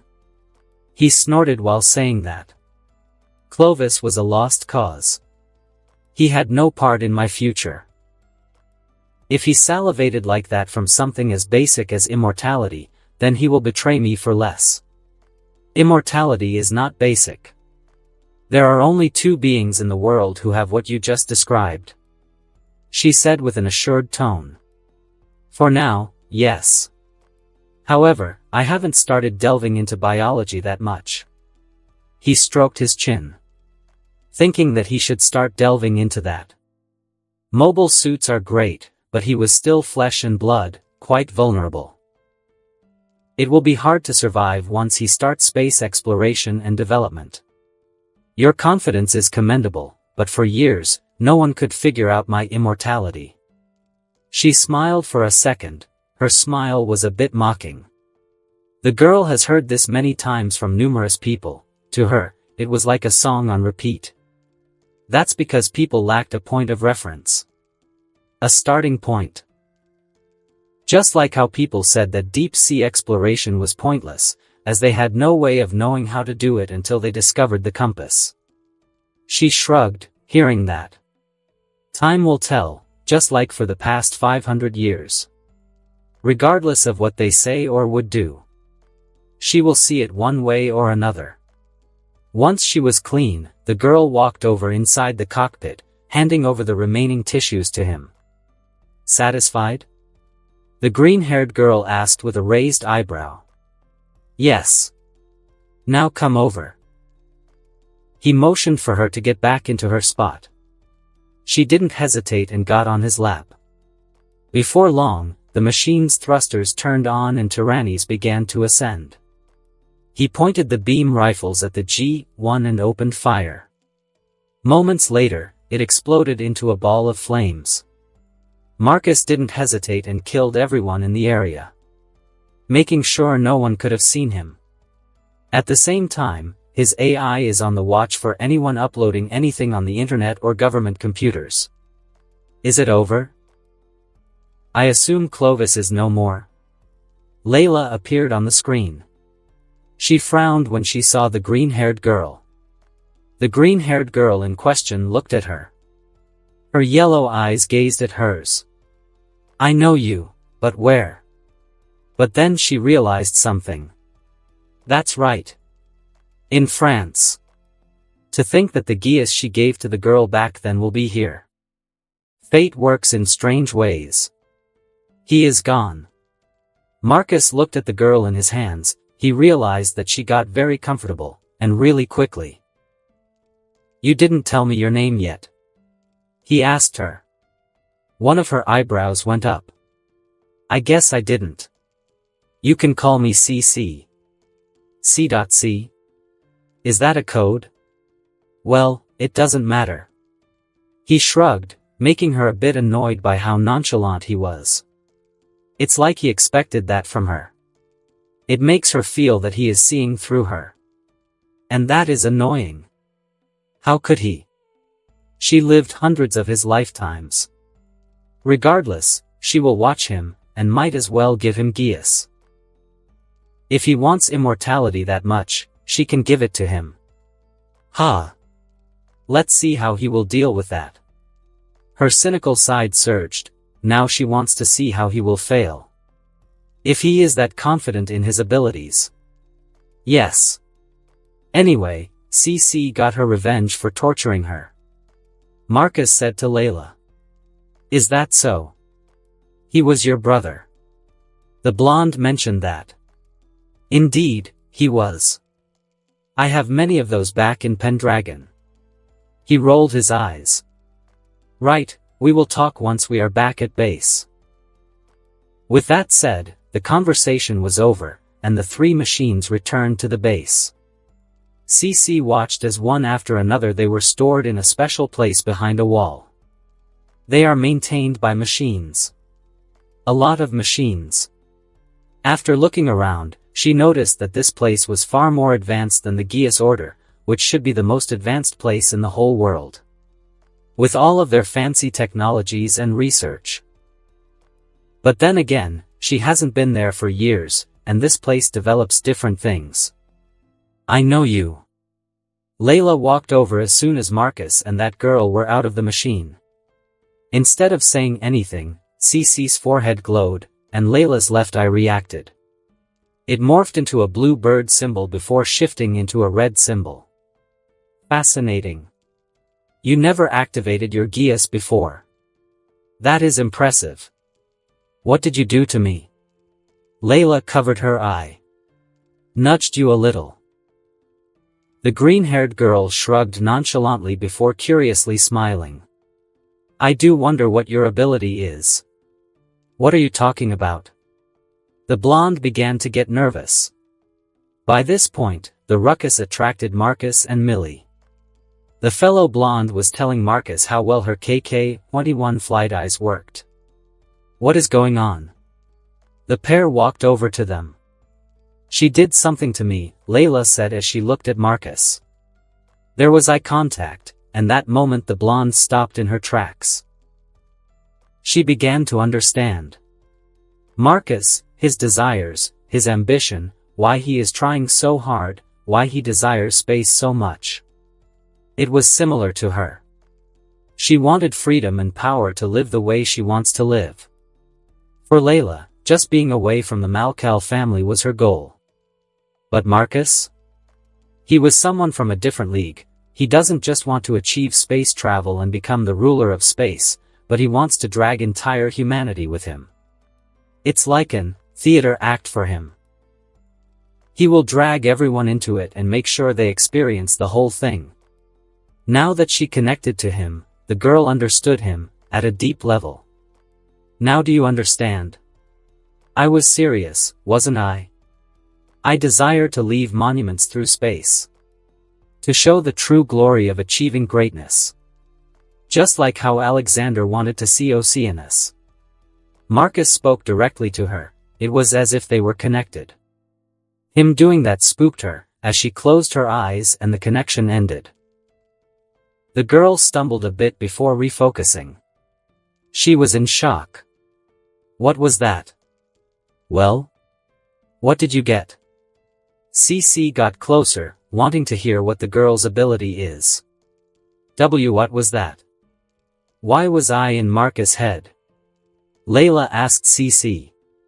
Her voice was anxious, feeling like a monster now. Oh. Is that right? You can read his mind? The green-haired girl hummed. Sounds about right to her. No. I can understand him. The blonde looked at her hand. What she sensed was hardcore.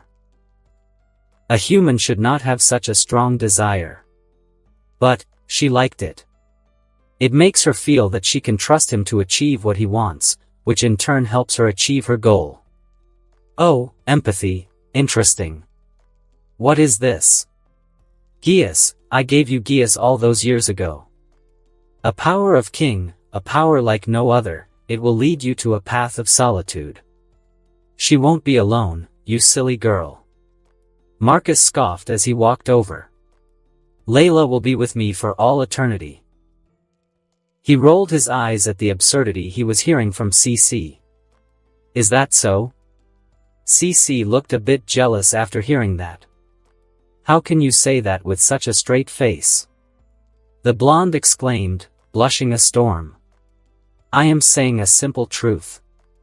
Now, CC, I assume you have a reason to be in Area 11? Marcus asked her. That's a secret. The girl smiled at him. All right. He shrugged at her before taking Layla's hand. Let's go, it has been a long day. We should rest. The blonde nodded back as they began to walk towards the stairs. That guy. CC was annoyed. She expected more emotions from him. Like, for example, feeling annoyed with her. He rescued her and helped her get revenge and all that stuff. Yet, he didn't bother asking other questions. It's as if he already knows everything about her. At least show me where I can sleep. She complained and walked after them. Sure enough, the trio was in the elevator that took them to Marcus's room. When CC saw the bed, she didn't hesitate and got into the bed, not caring whose bed it was. Layla was about to say something, but she decided not to. Instead, she grabbed Marcus' hand and took him somewhere else. The inventor prince wondered what the girl was thinking. He can tell she was channeling jealousy since he brought over the witch. This is. The exiled prince noticed that Layla took him to the shower. Shower. You take one with me, right? She asked him, hopefully. The prince's eyebrow went up. His Joan of Arc would always chicken out at the last moment.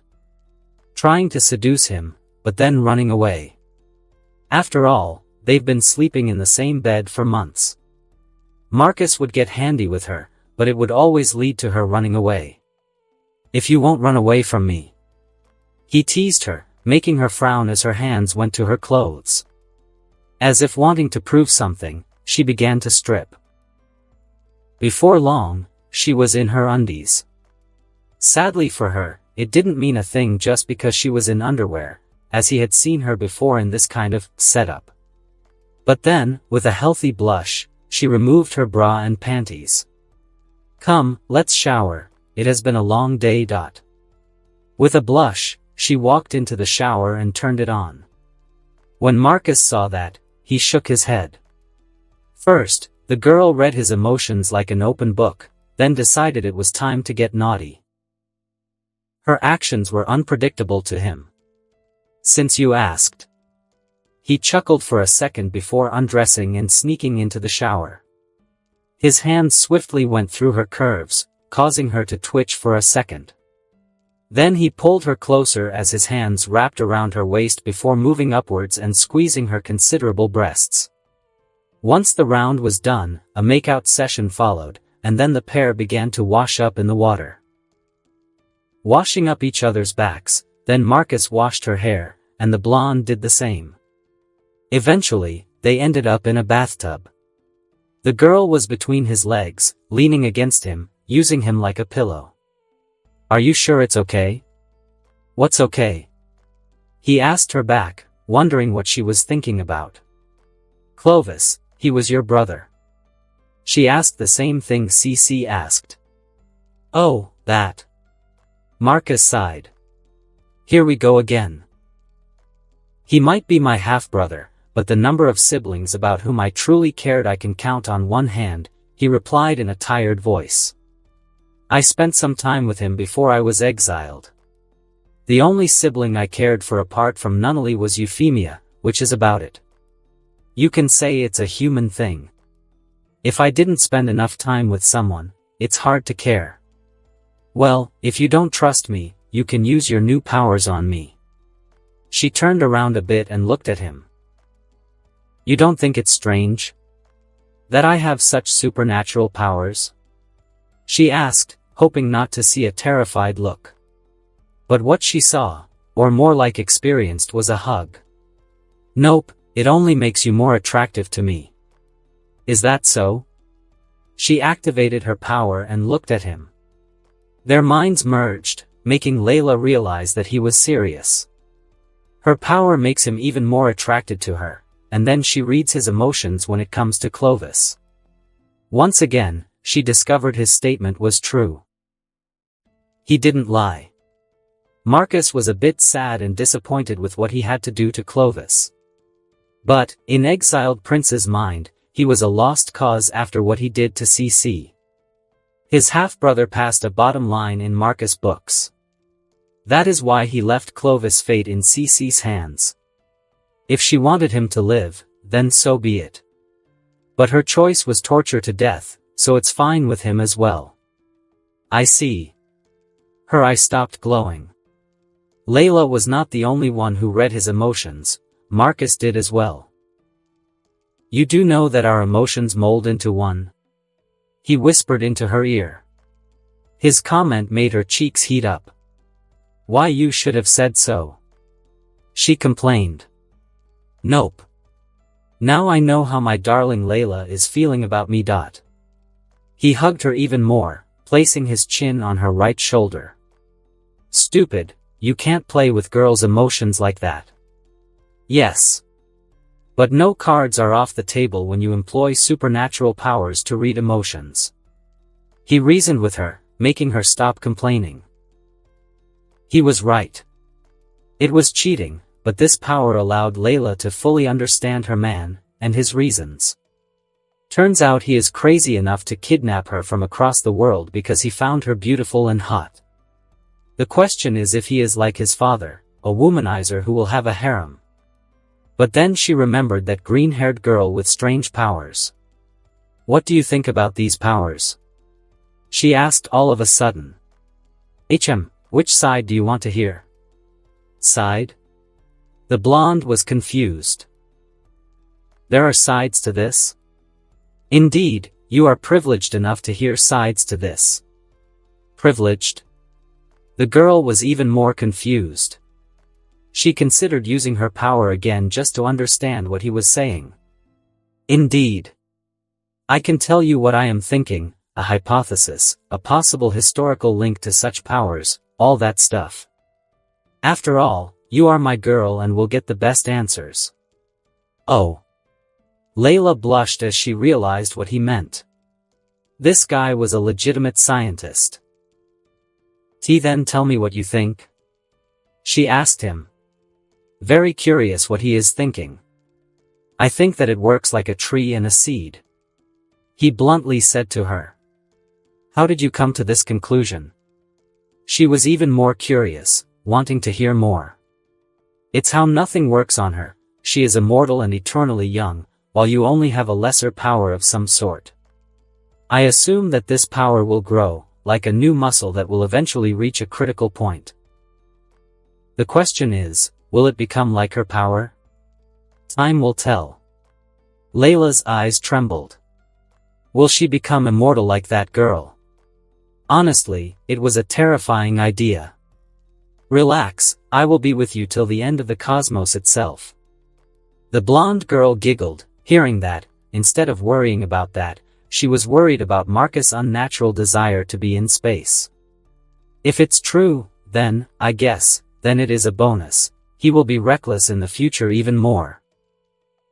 I suppose, to find out, I need to use it, she suggested after pondering for a few moments. Indeed, but do take your time. Rome wasn't built in a single day.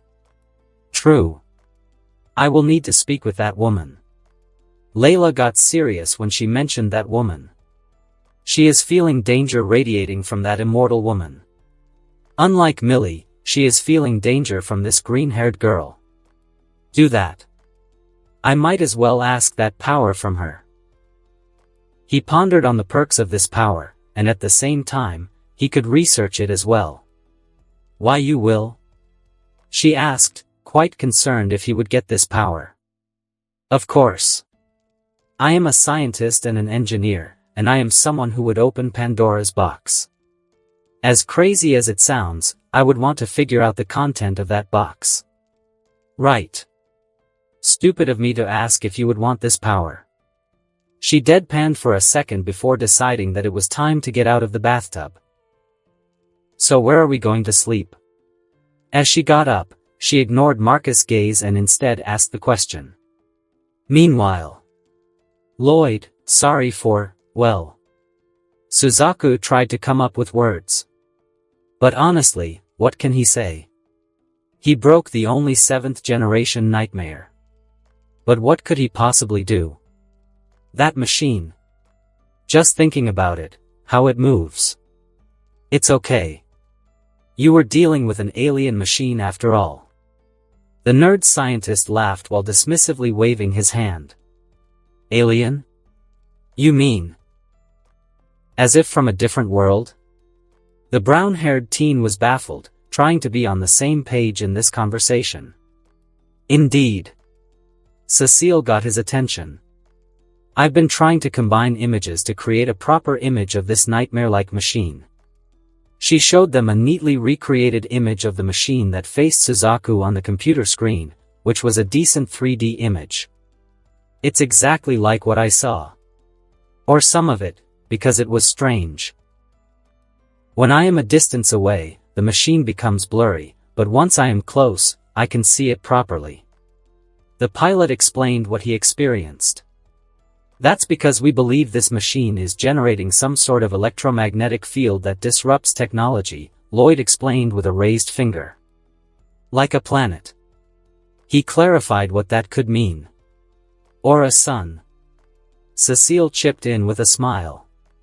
If this is true. Suzaku looked at them both. Then this machine's output is on a completely different level compared to Lancelot. Lloyd sighs. He couldn't believe he was beaten in this category. I see. Even better than Lancelot. But when the brown-haired pilot got into the machine, he felt that he finally had true power. That he could start his journey to change Britannia from within. Indeed. First, we will fix Lancelot, then we will delve into the battle data. The nerd scientist pushed his glasses up before grinning at Suzaku. Prepare yourself, since you helped to break it down like that, you will help me put it back together. His eyes gleamed with mirth. Sure. I mean, after breaking it like that. I thought I would lose my job. Suzaku was relieved. Even after his catastrophic first launch, he would keep on piloting Lancelot. Relax, you are the best devicer we've got. Lloyd patted his shoulder for a second. For now, we need to deal with the death of the Viceroy, you too. Cecile reminded them about that. What is going to happen? Suzaku, for now, shoved aside the alien machine. That. Lloyd pointed at the TV. On the screen was Jeremiah with his Purists faction, which had taken over the government. We of the Purist faction shall take over until the new Viceroy is chosen by His Majesty. The Margrave proudly declared with his huge number of followers. It was like an army itself. That is a huge amount of soldiers. Suzaku is surprised to see them. It wasn't a joke, this Jeremiah was popular. Purists, well, hard to call them purists, I call them the Private Army of Anaheim. Lloyd joked. Well, it was an inner army joke, which only a few could understand. Anaheim? The pilot exclaimed in surprise. Wasn't the company made by LELOUCH? Indeed. The robotics they made is, well, far better than I have imagined. The nerd replied that he wasn't eager to proclaim that someone better at making military frames for nightmares exists. He still can't accept that those custom-made Sutherlands have better robotics than Lancelot. Cecile joked, but Lloyd began to throw a fit. They don't. My Lancelot has pure securidite joints. Do you understand the sheer explosive power of my nightmare? The nerd was defending itself. And yet, Marcus Goldman can achieve 70% of that with regular metal alloys. Cecile pointed that out. Who cares? Why would you want that anyway? The engineer of Lancelot puffed his cheeks like a spoiled brat. Cheaper, that's why. Cecile got a counterattack ready. Humph. Anyway, what about Anaheim and these purists? Suzaku wanted to know the details. To put it simply, Anaheim customizes their Sutherlands. In turn, they assist in Anaheim's defenses outside Tokyo settlement. That is why I am calling it a private army. My guess is that Anaheim told them to grab power so that nothing could happen to Anaheim's resources at the moment. Lloyd reasoned. He was not wrong.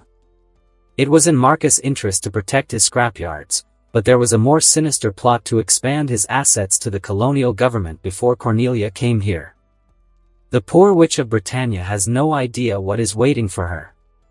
The princess is quite busy at the moment. After all, they killed Clovis a year early. And just like that, it could take weeks, if not months, until the change happens. Or something else could happen entirely. Is that so? LELOUCH is not staying still, that's for sure, and I should not be idle either. Suzaku got serious all of a sudden. He needs to keep up with LELOUCH's pace. As he thought about it, he watched the speech given by Jeremiah about machines that took the life of Clovis, how it was an offense to Britannia and how they will do everything in their power to find who is responsible and put those individuals to justice. Until then, the knight asked for patience. He does know how to talk. I wonder who prepared his speech. Lloyd wondered as he was drinking his extra sweet coffee. I wonder who we will be getting as viceroy. Who knows? The nerd shrugged, but then the girl who was building a 3D image of the alien craft saw a notification pop up on her screen. Her eyes widened as shock took over. Lloyd. Prince Schneasel is calling us for a meeting. Cecile exclaimed as she got up and was ready to rush out from the command center and into the barracks, where a huge monitor for communication was waiting for them. Should I go as well? Suzaku got self-conscious. This was the first time meeting a royal. Excluding LELOUCH and Nunnally, that is. Yes, you are Lancelot's pilot after all. With that said, the trio rushed out and went to the barracks, where the army allowed them to use the communication center. Sure enough, a blond man's face appeared on screen. Ah, there you are. It's good to see you too. He then noticed a third person.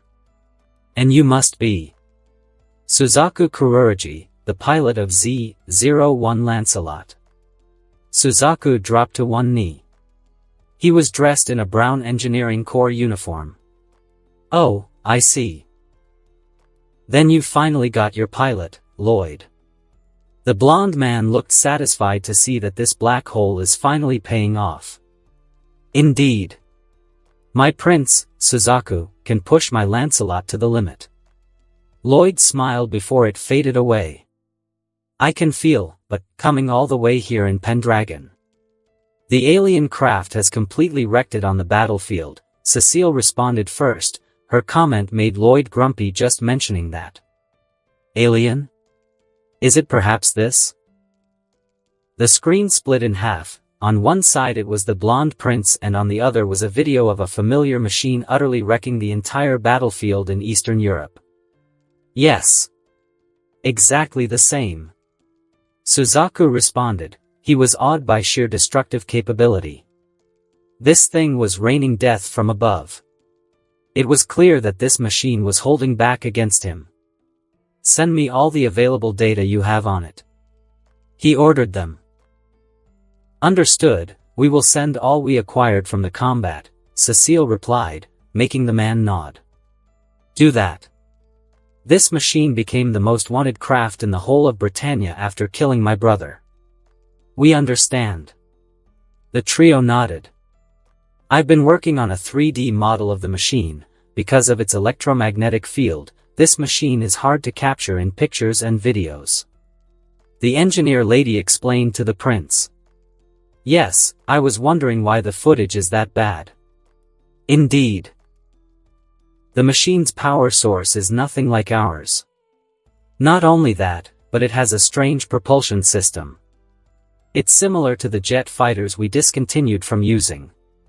But I'm doubtful about using fossil fuels. I am more inclined that it's using higher forms of solar energy. Lloyd explained his theory. If it's true. Like I said, an alien craft, no one in the world has this kind of technology. Only recently, Securidite became mainstream, to build something like this. Lloyd stopped midway as he looked in realization. But to do that, he got a glimpse, his brain began to think rapidly. Lloyd. I just realized something. The nerd scientist waved his finger. Oh. That's right. The power source. He clapped his hands as he looked at Cecile. The power source of that thing has to be a miniature sun. Is that even possible? His assistant only joked that it was a planet or a sun. Think about it. He grinned for a second. The heat of those beams, if it's potent like the sun, could melt anything. Even the propulsion it emits could be flames of the sun. Not to mention the material used to contain such a thing. If it's true, then such a machine would technically have an infinite amount of energy. Prince Schneasel reasoned as he realized what kind of opponent this could be. How is one supposed to fight the sun itself? Indeed. In that case, continue your development of Lancelot, and fight this machine as many times as necessary if you are gaining new data. Just be careful. We want to gain data, not destroy our resources. Of course, my prince. Cecile smiled. Then, I shall be waiting for that data. With that said, the conversation has ended, and Lloyd, like a torpedo, dashed out from the meeting room. He wants to double-check the data and begin developing countermeasures against this machine. So far, he needs some sort of material that is anti-melting and anti-heat. But developing anything like that, he needs a new and different alloy altogether. Tungsten is useless. He already saw how weak and fragile it is against this alien craft. Like a crazy man, he was digging into this new information. Suzaku and Cecile finally caught up to him. The Lancelot pilot finally saw the mad face of the scientist who made his nightmare. It has been a while since Lloyd was like that. The assistant looked surprised to see that. Is it fine? The brown-haired teen asked with concern. Oh, it's fine. Don't worry. He just found something groundbreaking, and it will take a while for him to digest this information. She smiled at him, saying that it was okay. I see. I guess to build something like Lancelot, one needs a bit of crazy. Suzaku internally wryly smiled. We should begin with Lancelot's rebuild. Cecile looked at the pile of white and golden nightmare parts. The Z-01 Lancelot was literally a pile of scrap metal, extremely valuable scrap metal that is. Right. The newly promoted Lancelot pilot first needs to put his Lancelot together. The death of Clovis has sent ripples through the whole world. A Britannian royal was killed inside Area 11, not by terrorists or freedom fighters, but by a mysterious machine or machines. There are no photos of other machines, but survivors and witnesses talk. There was some footage of this machine online. While it was scarce, it was circulating through social media. Even curious people began to join in to figure out what it was supposed to look like.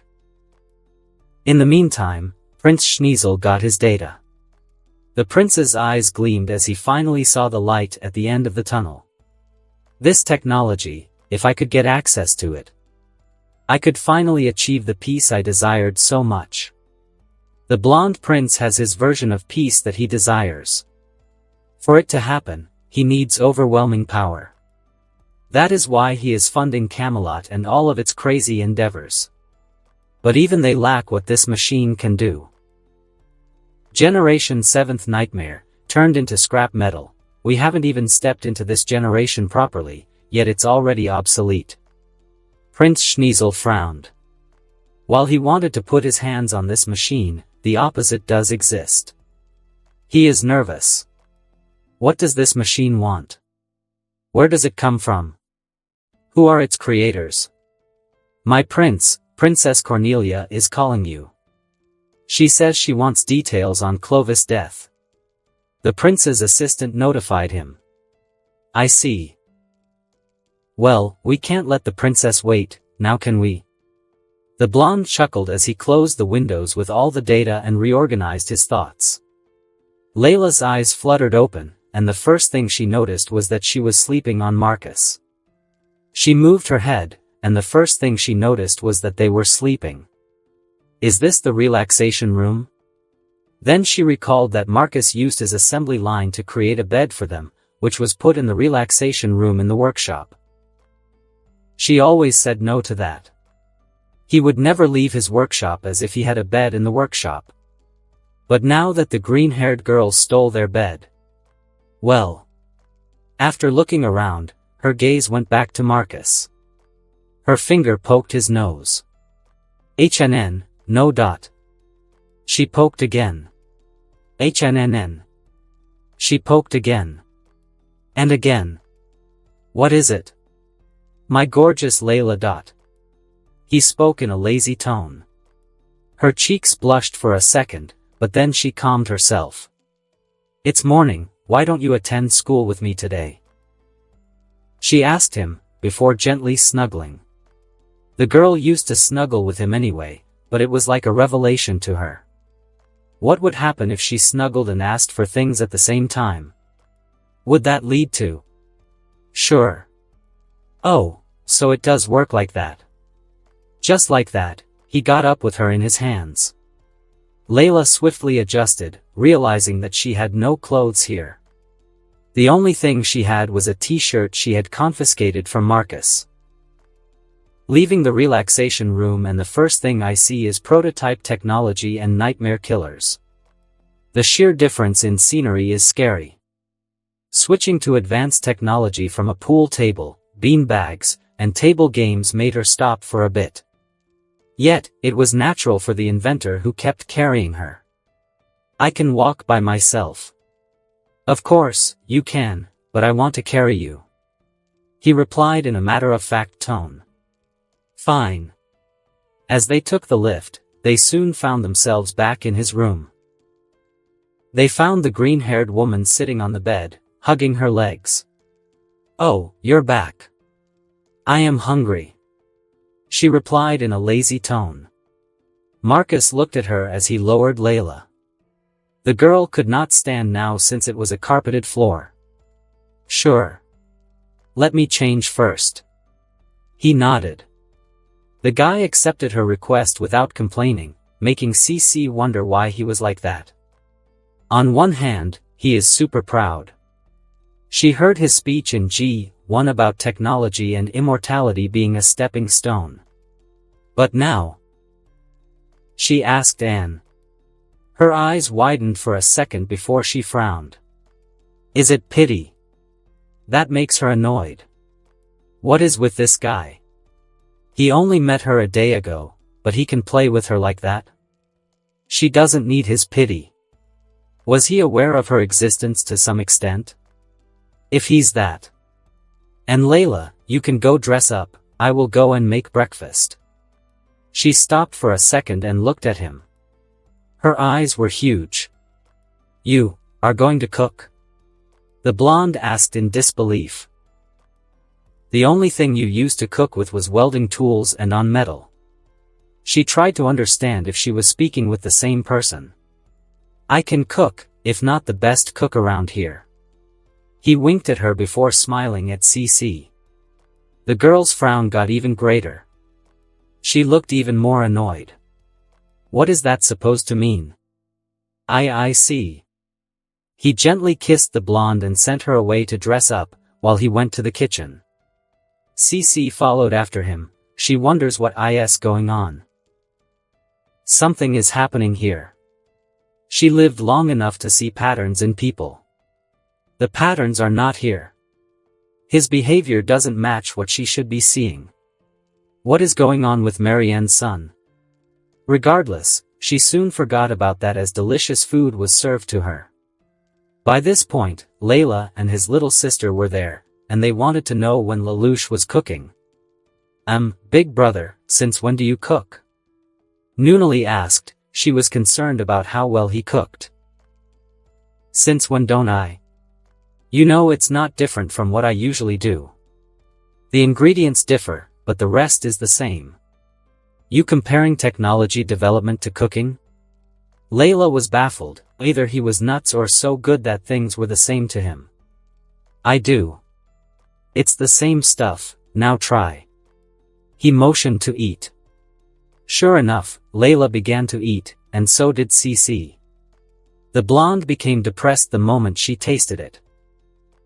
The food was European, something she is familiar with, and it depressed her because of how good it was. She could complain that she is bad at cooking because she never had the chance to learn.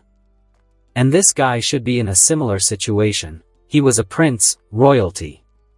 Raised in luxury, even here, in this academy, he has maids who cook for him, yet, he can cook better than they can. What is going on? Sadly, Layla has no idea that Marcus spent years practicing cooking when he got tired of science. All he did was throw himself into the kitchen like a madman, practicing until he was as good as any world-class chef. Simple. Big brother, from now on, you will be cooking breakfast for me. Nunnally exclaimed. Her maid, Sayako, could barely keep up cleaning the girl as his brown-haired sibling was in an eating frenzy. Sure. Marcus sighed. Well, Newton's third law, all actions have equal or opposite reactions. That includes basic stuff like trying to show off, which leads to consequences. I don't think using Newton here helps. He pondered for a second before accepting this small request. I will cook, just remember I am a busy guy. He explained to her. Don't worry, Nunnally, I will make sure he cooks for you as much as possible. Layla smiled at the girl, making the younger sister smile back. Sounds good. The younger girl happily agreed, and Marcus used that opportunity to make it even better. Indeed, we can start practicing cooking together, Layla. He looked at his darling. The blonde looked back at him, and there was a bit of worry in her eyes. The girl's smile was gone. Instead, she looked nervous. I never cooked before. We have to start from somewhere, don't worry, I will help you all the way. He took her hand and gently explained. The pair looked like lovebirds, making Nunnally frown a little.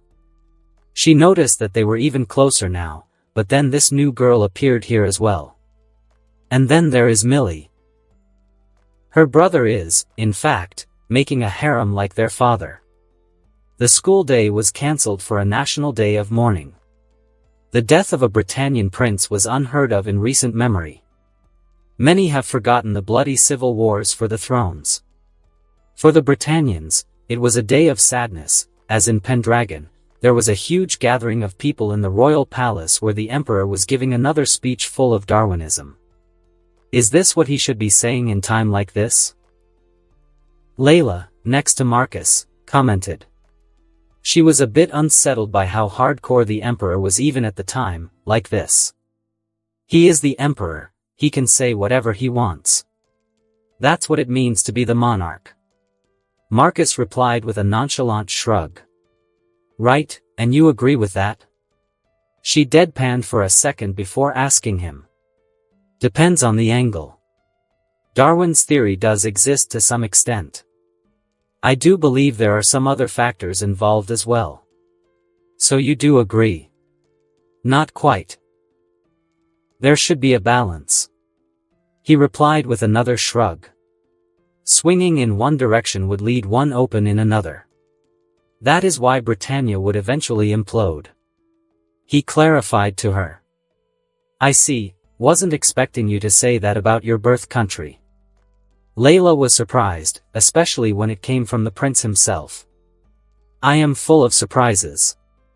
He chuckles as the speeches about Clovis continued. After that, everyone had a day off. Though not all people were enjoying this free time. Who were those machines? And what happened to those Sutherlands? A crimson-haired girl was walking back home. She was confused about yesterday. Nothing made sense to her. Britannians had the chance to kill her, but they didn't. Then the whole thing turned strange, and half of the machines stopped working. Right before her eyes, Sutherland stopped responding, and then those machines descended. Like deities, they ended the fight, with overwhelming power. It was nothing like she had ever seen before. She is certain those were not nightmares. They don't have land spinners or even the regular cockpits. Regardless, she was feeling powerless. And then there is him.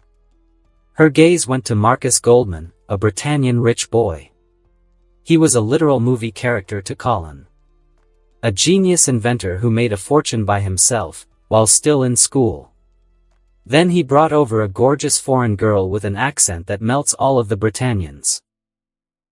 She even heard from these boys that they want peace as soon as possible, or conquer the EU just so that they could go to the EU, and get some girls with this accent. These guys were so detached from reality that Colin couldn't believe they were in the same school. Regardless, she snorted when she saw Marcus sitting on the bench with that blonde girl on his lap. It was annoying. Annoying that she can't be mad at him. The reason is that this guy employs a lot of Japanese. Even the ones who don't want to be honorary Britannians. In other words, he is hiring illegals and paying decent wages nonetheless. It's thanks to him that her people are not starving and living in decent conditions. But then their gaze met, and he smiled at her. This smile made her feel a chill pass through. She wondered what was going on. Then he moved, making the girl who was on his lap stand. He walked over to her, and the blonde followed after him. I saw you before. We are in the same class. Colin pretended to be meek as she was talking softly. Not that. He leaned closer to her and whispered. I mean that truck that carried the poison gas, you were sitting in the passenger seat before piloting a Glasgow. He gently whispered. She turned pale when she heard that. Then he pulled back and looked at her face. Why, you are making this up? She stuttered while thinking of how to get away from this situation. But all he did was smile at her, making her even more terrified. Her mind flipped, and now she wondered how he knew that. She was wearing a disguise back then. How? His smile turned into a smirk. You just sold it, Colin Statfeld. He joked, and Colin looked around. She couldn't jump on him in the middle of school grounds. Follow me. He motioned for her to follow. The crimson-haired girl gnashed her teeth. What now? She silently followed him as they ended up in the academy clubhouse. What do you want from me? And how do you know? She asked him. Did you wonder why you are still alive? He asked her, as he sat down in a chair. Behind him, the blonde girl was standing and watching the whole thing. It was obvious that she was not just a pretty face, but his follower. There was something more going on here. It was you? Colin realized that it was Marcus' orders that she was still alive. Indeed. I instructed Jeremiah to let you live. He casually revealed that. Why? She asked with a frown. Because you could keep up against Customs Sutherland in badly maintained Glasgow. It means you are a talented pilot. He explained to her. You want me to pilot for Britannia? She immediately got angry. Don't be ridiculous. I want you to pilot for me. Anaheim has two faces. Like you and me. Colin's eyes widened. She was a bit concerned. What does he mean? She is feeling that she is at a huge crossroads. What do you mean? Please, don't pretend. My guess is that one of your parents is Japanese and you are fighting for Japan's freedom. He leisurely discerned her identity. Her eyes trembled. This guy's perception was insane. At least to Colin, she has no idea that he knows her very well. Yes. You are right. My mother is Japanese. She sighed. Let me be very clear, I fight for Japan's freedom. The girl proudly proclaimed for what she is fighting. Then you should stop. Marcus ruthlessly slammed her reason for fighting. Because Kyoto houses belong to me. Haven't you wondered why they stopped supporting you all? He questioned her about whether she noticed that particular detail. Cold shock washed over her. Why you? What did you do? Colin thought that he did something to them. They follow my goal. He shrugged, ignoring her outburst. Simply put, Japan can't regain its independence. Why? She swiftly got agitated. For Layla, it was a bit amusing. This Colin was like fire, and Marcus was like water. One was easily agitated, while the other was opposite, calm like a pond. Well, think for a second. He started his explanation. What will happen next if you magically defeat all of Britannia's troops and expel them from Japan? They will come back? The crimson-haired reasoned. This was something she knew already. That is the least of your worries. Have you seen what happens when a bleeding animal is left in the wilderness? Others will attack. I get it. Colin got grumpy. Japan has the biggest deposits of securidite in the world. Simple as that. Britannians and the Chinese Federation will turn this land into a battlefield, and your people will suffer as they are in the middle of it. Then what should we do? Let them walk over us? Take our identity away? Our culture? She angrily gnashed her teeth, trembling with fury. Like I said. Follow me. He reminded her. And what will that do? She stopped for a second. He didn't explain what he was doing. Well, to Kyoto House I promised that they will be able to call themselves Japanese, practice their traditions and enjoy their culture. But? Colin narrowed her eyes. There has to be something else. Like the rest of the world, they will have to follow me. And if they don't? She asked, getting a bit confrontational. Then they will live in fear for the rest of their lives. The one who answered was the blonde girl. Why is that? Haven't you yet figured it out? The blonde sighed. She feels that she needs to explain what is what to a dumb girl. Why would Kyoto houses join him? What kind of power does he have so that a group as rebellious as Kyoto House is following him? She asked the crimson-haired girl.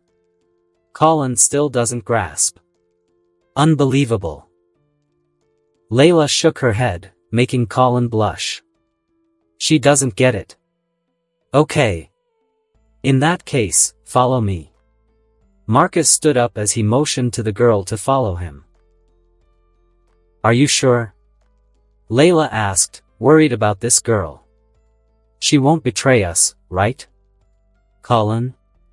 After all, you want to see the day you can call yourself Japanese. The girl narrowed her eyes. This was a threat. If she betrays him, he will make her disappear, she is certain of that. Yeah. Relax, while my goal is world domination, it's only the first step. He chuckled while saying that. Do you realize how insane that sounds? Colin exclaimed in shock. Doesn't he hear himself? Unbelievable. This guy is nuts. The pair walked to a bookshelf, and Marcus pulled out his phone and pressed a couple of buttons. Then, out of nowhere, the bookshelf opened and revealed a lift. Come, let me bring you to a supervillain's lair. All of a sudden, Colin felt like she had stepped into the pits of the devil himself. A gulp escaped from her lips. Still, she was a courageous one. So after a small hesitation, she stepped in, and the lift doors closed. This lift took them down. When the doors opened, Colin saw a corridor. The trio walked to the end, and the crimson-haired girl's eyes widened. She couldn't believe what she saw at the other end. Those machines. She gawked at them. There were 4 of them behind a glass wall. You are the one who made them. Colin finally realized. How could she have made a connection? These things are monsters. Making exoskeletons or prosthetics is believable, but these. She never put them together. Indeed. Meet KK-00 Luff, KK-01 Tyrannies, KK-11 Andraste, and KK-21 Flight Eyes. Marcus introduced her to his machines. Beautiful, aren't they? I began developing them close to 6 years ago. He smiled proudly while explaining to her. Her gaze went to him. Her eyes were trembling, she had flashbacks of their destructive power. Until this day, she considered these machines to be some sort of deities, or aliens, but not something a fellow classmate of hers had made them. How? He is a genius.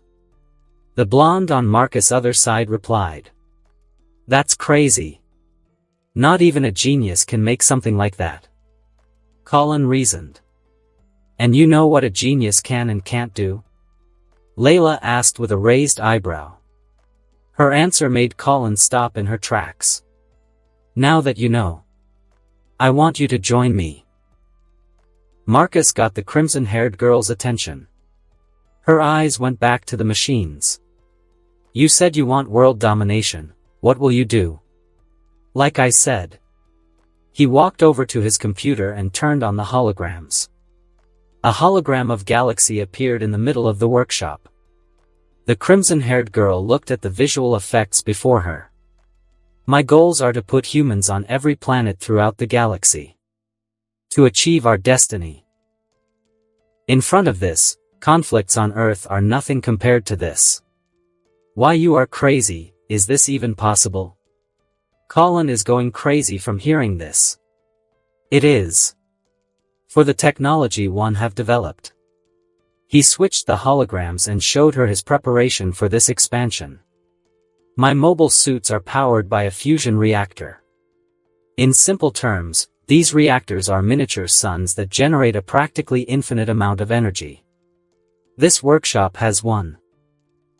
He showed images of a fusion reactor, then he switched to other tech, like ion technology that allows them to fly huge swaths of space in a small amount of time.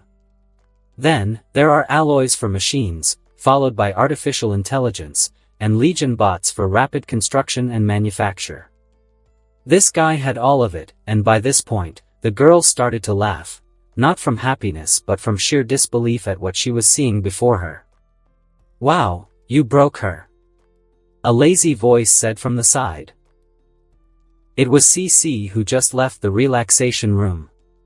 But I am impressed, you have developed all of this. CC started to consider that VV gave him a geas related to technology because of what she saw before her. Of course. Didn't I tell you already? Stepping stones. He scoffed, making her frown for a bit. It was not empty bragging. This guy has substance. Is that so? Then maybe you are interested in making a contract with me? She smiled, her smile was a bit evil. A contract? Well, well. A witch wants to strike a questionable deal. Not questionable, I give you power and you fulfill one of my wishes. She shrugged, trying to sound nonchalant. Is that so? Your stereotypes usually come with baggage. Considering I have no idea about your roots or the true nature of your power. He explained, making the green-haired girl stare at him. He is good. Doesn't easily fall for easy power. CC pondered how to approach this later. By this point, Colin looked at the newcomer. She recovered a bit. This girl, Colin, is the poison gas you have stolen from that research facility. What? Don't call me that. CC frowned when she heard how he called her. Well, you're calling yourself by first letters. That's simply put like chemical reactions. He shrugged at her, joking at her name. The witch narrowed her eyes at him.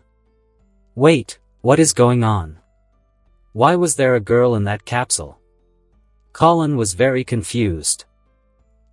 The reason why Clovis was killed was that he was doing human experiments in that facility. I got CC out of that capsule and asked if she wanted revenge. She agreed, and now we don't have Viceroy. He gave Colin a crash course on what happened yesterday. Why? She has abilities, you can call her a legit witch. Marcus sagely nodded. You are asking for a beatdown. Don't just say things like that. CC exclaimed in an annoyed tone. Oh, please. I rescued you, and now you are mine. He shrugged. You. The bluntness the witch was receiving caused her to reel back. You still don't understand? Marcus shook his head at her belief that she could run away. In a matter of a year or so, even now, I could leave Earth and build a base in space. In a matter of days, my mobile suit and Legion bots would overrun the planet's surface. So tell me, CC, my witch, where could you run? Those yellow gold eyes stared at him. You are even more annoying than your father. Girls don't like it when choices are taken from them. She borderline pouted at him. Marcus scoffed at her reply, but enjoyed that look she was giving him. On the contrary, your heart is beating fast, and I don't need to check it. The inventor prince replied, before looking at Colin, who was pale when she heard his intentions. So how is it going to be, Colin? Do you want to be part of something that will change Earth and the entire galaxy? If you are good enough, your people could get a whole planet for themselves. Not just a small chain of islands that they can call their home. The crimson-haired girl snapped out and looked at him. You would do that? She asked, gawking at him. Of course. Why not? All I want is for you guys to follow me. Help me and I help you. He smiled at her, and his honest words touched her. Maybe it was the sheer possibilities, the technologies he has, or that confidence. Maybe all of them, but her heart skipped a beat. I guess I would accept this, not that there is other choice. Colin got flustered as one of her hands fiddled with her crimson hair. However, what about my fellow freedom fighters? The girl immediately recalled her group. Depends. You do need to explain to them in detail what they are getting. It won't be as simple as resisting Britannia. There could even be a chance that you will be fighting your own people. Colin's face sank as she slowly nodded at him. Remember, these choices are not easy, but in the end, we will have the entire cosmos before us. The crimson-haired girl shook her head. What she is hearing is absurd. It was silly because of how fresh it was in her mind.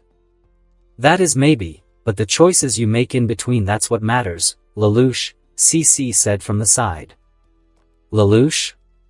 Colin looked at him. He shrugged back. My real name, Colin. The inventor prince explained before looking at the witch. That is why I utilize overwhelming power. A lesson I learned from history, something you should have learned long ago.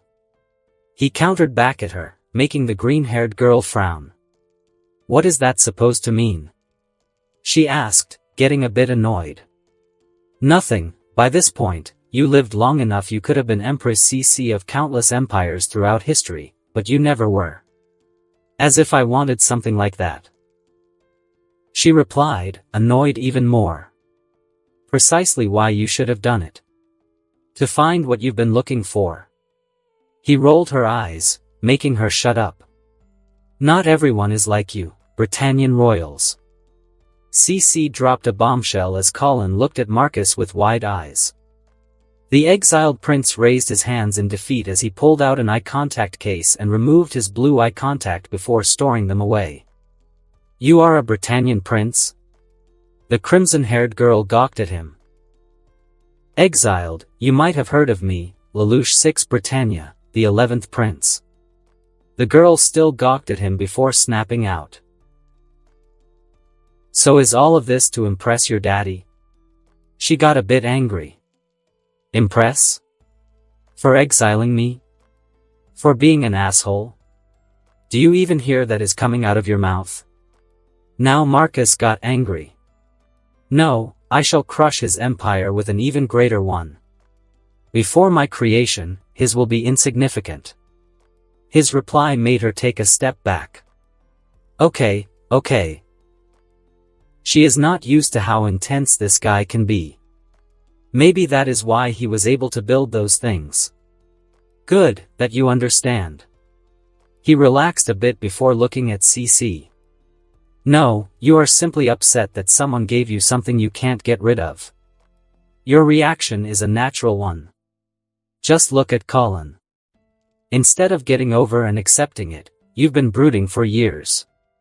He explained to her. The green-haired girl turned around, walked into the room, and closed the doors behind her. Is it wise to provoke her like that? Layla asked, and she was a bit worried. She has no idea of this witch's limits. Having her so close to their power base is dangerous. And what do you by that? Colin got snappy as she narrowed her eyes at him. You will be annoyed for following me for a considerable amount of time. Girls are emotional beings. So when it doesn't go how you want, females get snappy. Like that witch. He pointed at the room. She was like that for centuries. Seriously? She is a real witch. Not in a literal sense. Her character is that of a witch. She revealed my identity on purpose to make me suffer. He shrugged while mentioning the last part. As if she would damage me like that. I see, but then how is she that old? Colin asked. Strange powers, she has some sort of mark that gives her immortality and eternal youth. She can share it, but this power awakens like some strange power. Now that he mentioned that, he walked back to his table and checked the drawers. Soon enough, he pulled out several green hairs he had in a glass tube. I guess I will start biology soon. Legion, order the entire biology curriculum for PhD and equivalent doctorate levels. Which part of biology, sir? Hearing a synthetic voice speak from all sides made Colin a bit jumpy. That's the virtual butler of the workshop. The artificial intelligence that runs all of the machines and robots. Marcus calls him the Legion. Layla explained to the jumpy Colin. So man-made person of some sort? Honestly, the crimson-haired girl should watch more sci-fi movies because she struggles to catch up with what is happening around her.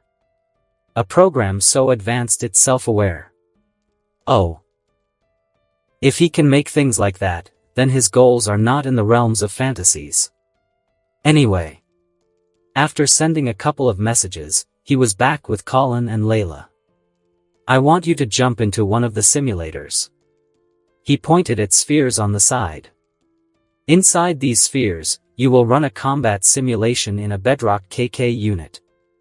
Legion will gather data once we have sufficient data. Then we can develop a machine just for you. A custom model? She looked with wide eyes at him. Indeed. Everything will be tailored for you, he said with a smile, making her blush. Damn this guy, he already has a European girl, yet he is doing this to me. But then she realized this guy was of royal blood. No wonder. Apple doesn't fall far from the tree. I see, then I shall start now. She snapped out before pumping herself up. Layla assists her if she doesn't understand anything, Marcus instructed his darling. All right. She nodded before looking back at him. What will you do? Finish the Blackbird project and make space for the next one. As he said that, holograms came to life around him. He began to put things together, as basically everything has been tested separately, all that is left is putting things together. His drone carrier is fully functioning, so he already has a flying frame model that he can use. I see. Layla got nervous. He was getting close to finishing his big plane. That means he will be traveling to the islands in the Pacific, where he will begin building his true base, her new job. Well, it was her idea to leave the base under the academy, so she should not be complaining about what he will do. As he was focusing on his work, Colin looked at Layla. So, what should I do? The crimson-haired girl asked the blonde. It was the first time she was talking with her like that. Follow me. Layla motioned for her to follow. The pair walked to the spheres on the side. Inside these, you will experience what it means to pilot a KK unit. What does KK mean? Colin asked Layla. The naming was very specific, so she asked. It means nightmare killer. The answer got the girl a bit spooked. A machine meant to end nightmares, it was not what she was expecting. She was expecting a bit more classic military naming. Once you're inside one, Legion will test you for preferences. Like ranged or melee, once he finds what you like, he will begin developing a customized machine just for you. The blonde explained to Colin as they arrived at the closest sphere. The moment they got close, a section opened for the new pilot. The crimson-haired girl looked at the sphere, wondering how this even works. Good luck. Marcus sees something worthwhile in you, so don't disappoint him. With that said, Layla walked away. Right. With that said, she walked in, and what she saw was a seat with control sticks. That's it? Regardless, she sat down in the seat. The moment she did, the whole thing reacted. The seat adjusted to her size and height, the entrance closed, and the screens turned on. Then holograms manifested around her. I see, these are like monitoring consoles. Instead of oil or energy levels, she has the reactor's stability and how much the machine is tapping into borderline limitless power that it can use. Now it made sense. Regardless, she didn't expect a complete 360 view. After looking around, she was ready, and the capsule knew. We shall begin with Bedrock Model 00 LELOUCH. From there, we will figure out what your preference is. As the AI said that the surroundings shifted, she quickly figured out that she was now inside a machine, and before her were Sutherlands. An army of Sutherlands. W.O. The girl scrambled as the machines opened fire. She was able to dodge a decent amount of enemy fire. But it was a new machine with unknown controls and no idea of its specs, but her natural instincts took over, and she got out. Those gunshots did nothing. Colin swiftly noticed that those rifles were useless against her. So she switched to attack. A casual shot of a beam rifle erased Sutherland's upper part. The girl's eyes trembled at such a sight. What power! She swiftly switched to a beam saber and began to slaughter Sutherlands, who tried to attack her. After several kills, Colin overcame her excitement and began to feel that something was lacking. The feeling of completely overpowering her enemy began to dissipate. She lacked something. The next thing she did was to use brute force. The girl holstered all of her weapons and began to beat up these nightmares. It was far different from using a beam rifle or saber. Yes. When a fist connects with an enemy, she feels a rush of excitement. Just like that, she found her calling. To destroy enemies from up close. Meanwhile, outside the sphere, Layla was watching the girl's progress. She is good. Better than any of us. The girl compared Colin's parameters with the other three. None of them matched this crimson-haired girl's natural instincts. But that's about it. No tactics, no foresight. This girl was good at fighting, a perfect ace combatant and nothing more. I suppose this fills up the roster. Marcus is the commander, I take the role of field control, Millie is the sniper, and Colin is the vanguard. As she pondered, Legion reacted and began to adjust the machine for Colin. Designing the next KK for the crimson-haired girl. After another 7 hours, it was getting late, and Marcus terminated Colin's session. What's going on? I was having a good time. The girl poked her head out of the sphere. It's late. You should be going home soon. Marcus walked over. Oh, right. She wasn't happy to hear that. She left the sphere and looked at him. We are midway through designing the machine. He looked at the big screen, and she followed his gaze. Her eyes widened as she saw the model pieces. The hands of the machine looked longer than the other four, the fingers had claws.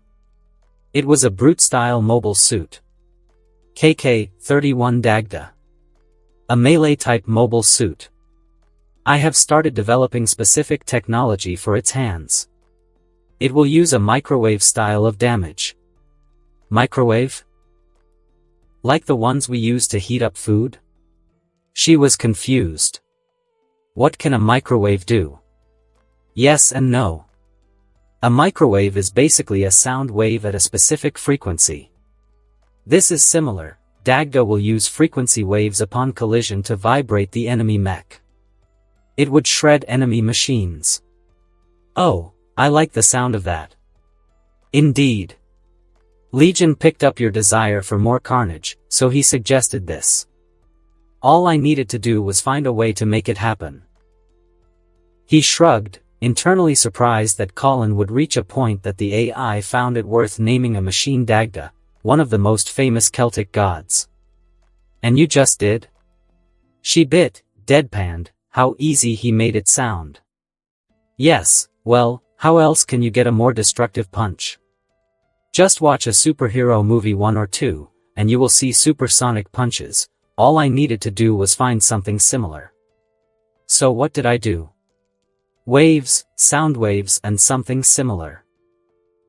Since I had all the energy I needed from the fusion reactor, I came up with a microwave-style damage dealing. He explained to her. It doesn't sound easy. She deadpanned even more. Yes, well, I do have eidetic memory, I can recall at a moment's notice what I could need. That explains a lot. All of a sudden, it made sense. I guess. Anyway, now the next thing. He shelved his perk for a bit and moved to another topic. Your public persona. Colin Stadfeld, you need to join a club, the student council will help you with our activities. I guess. I never cared much about my student life. You should, good grades help you skip classes, and people will associate you less with bad activities. You are an expert at this, aren't you? She was surprised, the girl never considered that. There was a reason after all. She hates her Britannian heritage. Indeed. It's human nature, Colin. When you are a top student, no one would imagine that you are part of an organization that tries to take over the world. Colin finally returned home, she had no energy to deal with her adopted mother's comments. Instead, she ignored her and went to her room. The moment she got into bed, she spent a couple of moments resting before she scooped her old phone out and called a specific number. After a couple of beeps, she got connected. "It's me." The girl started the conversation. "Where have you been? You forgot to call in." A guy on the other side of the line complained. "Busy." Colin sighed before rolling over on her back. "I have been recruited." The crimson-haired girl dropped the piece of news. "Recruited? To where?" "To join something very big." "Can you tell more?" the guy asked. "Not much. It's that this organization took over Kyoto House. They won't help any freedom fighters anymore." Colin dropped the news, and the guy on the other side of the line suddenly got quiet. "Are you certain about it?" The voice dropped. It was clear to Colin that he was shocked to hear that. She was in the same boat, still is. "Yes. Very, the boss himself of this organization told me." The girl's voice changed, there was a hint of fear. "Ogi, his influence and power, and technology level is something that boggles my mind." "I see." For a second, none of them talked. But then the guy on the other side of the line asked, "Can they fight Britannia? Can they help us regain freedom?" When Colin heard that, her lips trembled. She realized that Ogi sounded just like her. "Ogi, remember what we saw at the battlefield?" She got a flashback of the power of those machines. Those things are made to destroy entire nations," Colin whispered into the phone. Thankfully, Area 11's comms are under Legion's control, and no one is listening to what the girl is speaking. "You mean?" "Yes, those. I got invited by the leader to pilot one of them." "So? You can help us?" All of a sudden, he got happy. "Doubtful, Ogi. His goal is total world domination." Colin recalled Marcus aka LELOUCH 6 Britannia's grandiose declaration of galactic domination. It made her shiver a bit. "What are you going to do?" Ogi's voice was full of distress. "Join them. I will try to assist you guys in some way. While I can't promise freedom for Japan, I do know that we will be able to practice our tradition and culture." That much he promised to Kyoto House and me. "I see. If that is the case, there is not much we can do." He sighed in resignation. "I know.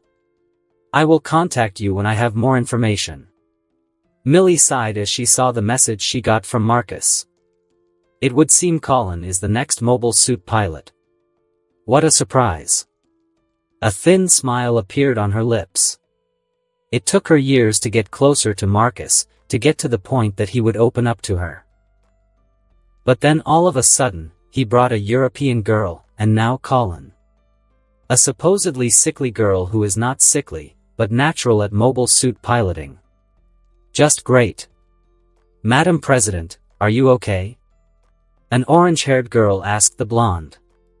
"Shirley? I am fine. Don't worry." The girl smiled back before shaking her head. "Just got news that Colin Statfeld is joining our student council. Since she is sickly, she can't do anything else," Millie explained, playing along with the story. "Oh, I don't know much about her. She missed a lot of classes." The orange-haired girl replied as she was doing paperwork. "And where is Marcus?" "It's a day off. He shouldn't be in Anaheim at the moment, right? It's a national holiday. He should help us with the council stuff." The girl growled from annoyance. "He is most likely with Layla, doing things." Millie spoke in a suggestive tone, making the girl blush on the other side of the table. "And you are fine with that?" Shirley asked her. "Oh. Don't worry about me. I will get back at him at some point." The blonde chuckled before getting serious. And you? You've been gazing at him. The girl got self-conscious the moment she heard that comment from Millie. I am not interested in a womanizer. Is he trying to copy His Majesty? Shirley stuttered, complaining about the Vice President of Student Council. Maybe. They are related after all. The blonde said that to herself before realizing that one individual was missing. By the way, where is Nina? Millie realized that the nerd girl was not around. Oh, she is away, busy on a project. Shirley casually replied. I see. Millie slowly nodded. She had been paying close attention to this girl. Well, to all of them. The blonde Ashford is, after all, part of the Anaheim company and is getting paid already. She is part of human resources and is looking for talent in the school. Nina is one of them. She showed great intelligence when it comes to computers and science. With that in mind, she sent a message to the AI. Legion began its surveillance to make sure nothing happened to the nerdy girl. After all, Nina is a bit too curious. Several days later, late afternoon. As Marcus was finalizing the assembly of the Blackbird, his AI announced something that made him pause. Sir, a priority person has been located entering ghettos. Huh? A hologram window appeared before him, and he saw a green-haired girl with glasses entering the ghettos. Is she mad? What the hell? He exclaimed before ordering his AI. Send out the drones for assistance. I will go in person. Marcus was nervous and elated. He might be able to secure his nuclear asset early. You are now spying on girls? Cece asked out of nowhere. She was the only one who was not doing something. Millie is doing her school things, and Layla is working in logistics now that the plane is almost done. Colin is practicing inside the sphere. That leaves the witch. Only interesting ones. He replied, before explaining in detail. This girl is studying something that opens up doors to my technology. If I take her under my wing, the world will be delayed in finding out about my tech. He talked about the importance of this girl. Ah, makes sense. Well, good luck then. She waved her hand before returning to her pizza. The girl learned that she can get unlimited food from the assembly line. Ever since then, she has been living in the workshop. Don't get overweight. I don't like when my girls get fat. Cece waved her hand at him, as if she was getting that. Not that she cares, as she can't change physically. Marcus sighed before looking at the screen. Even nerdy girls can look sexy. With that in mind, he decided to be the girl's Black Knight.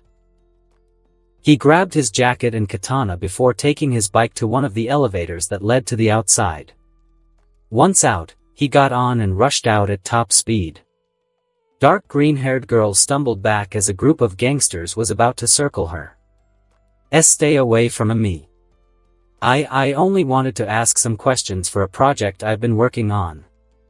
He, don't worry, girlie, you can ask as much as you want, once you come with us, that is. One of the gangsters cackled as he licked his lips. A cold chill passed through her whole body as she felt like passing out. She has messed up. She didn't imagine this would happen. After all, the Tokyo settlement is extremely secure, the surrounding areas should be the same. Well, she was wrong, and she is about to find out, or not. Buzzing sound surrounded the area as grayish-white triangle-shaped things surrounded the gangsters. What are these?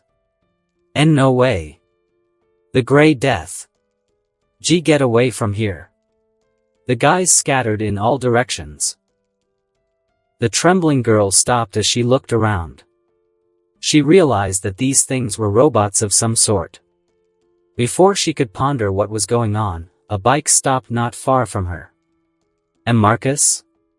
Nina gawked, as she didn't expect him in a million years to rescue her. Yep. Good to see that you are okay, Nina. He smiled at her. That smile caused her heartbeat to go through the roof. Why yes. Thanks to you. All of a sudden, she teared up before rushing at him and going for a hug. It was suddenly that it surprised him. Moments later, the girl ended up hugging him, her cheeks heated up as she could feel his muscles. Wow, I always thought he was a lean type, but he is lean and muscular. Something in her started to awaken. This rescue made her feel something she had never felt before. Hold on, we are leaving the ghettos. Oh okay. She replied, her voice stuttered, not that Marcus cared, as the pair drove away from the derelict district and into a recently rebuilt area. After driving for a while, he parked his bike in a parking area near the park. As they got off, the girl once again thanked her. It's fine. Come, let's talk. He motioned for her to follow him. The dark green-haired girl shilly smiled as they walked to the bench and sat there. What is it that you want to talk to me? Nina started first.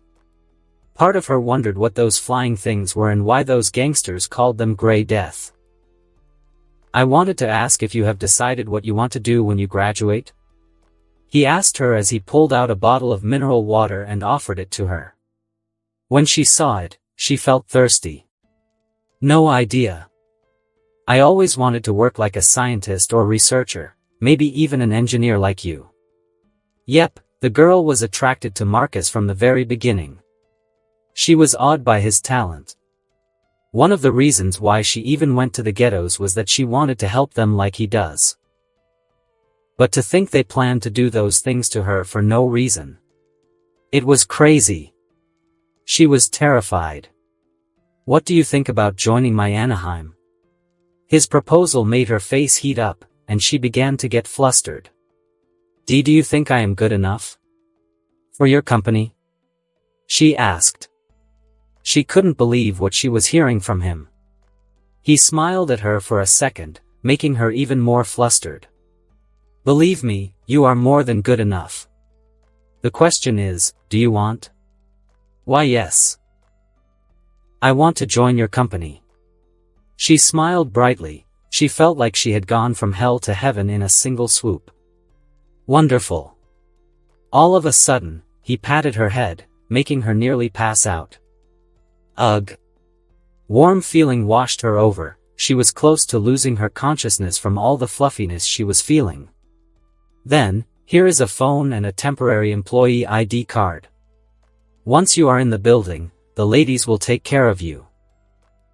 Marcus explained to her as he pulled out a brand new phone and a blank white security card. Nina took them with shaky hands. She had a bunch of questions. Don't worry, I will take you there tomorrow myself. He winked at her. That wink caused her to get lightheaded. This is too much. I think I will pass out. The dark green-haired girl gushed internally. This was like an experience from a novel. Oh okay. Good, now why don't we get some food? He asked her, making her gawk at him. Was this a date?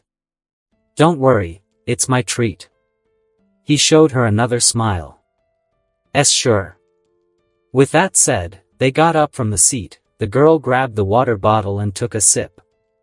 She then wondered what to do with it, as she doesn't have enough space.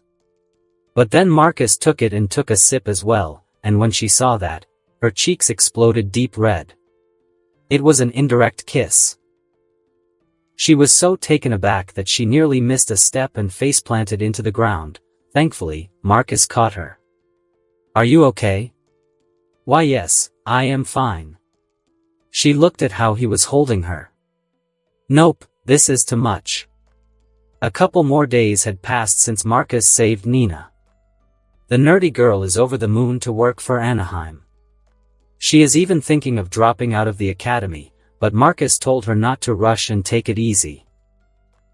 He is helping her to adjust before he brings her to his true Anaheim.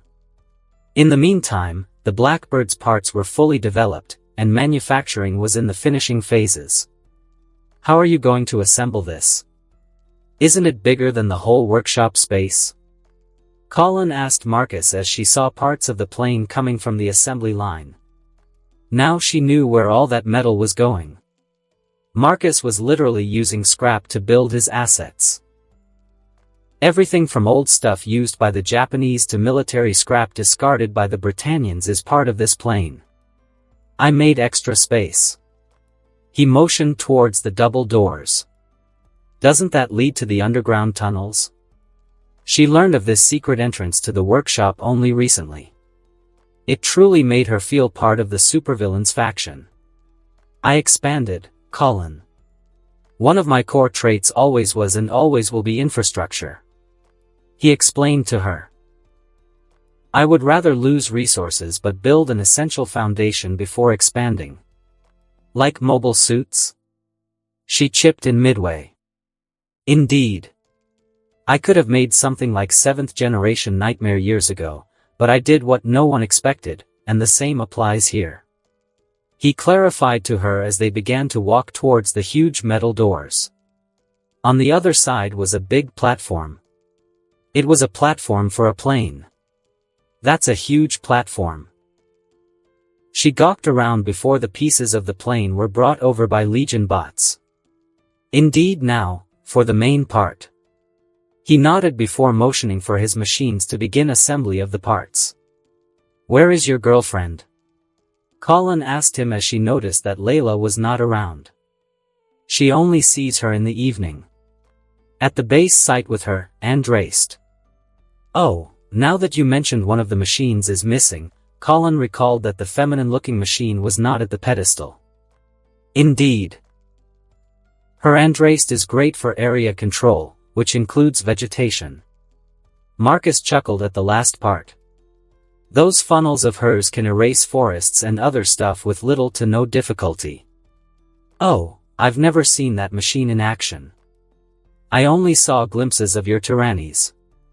You wouldn't because her machine allows her to control small pieces of weaponry with her mind from a distance. Colin looked at him with wide eyes. Damn, that's something I didn't expect. Yep, all of you have distinctive strengths, it's a bonus for me. He smirked while saying that. She nodded midway, and she got a flashback of her group. Yeah, what about mass-produced models? She asked him casually. You want machines for your friends?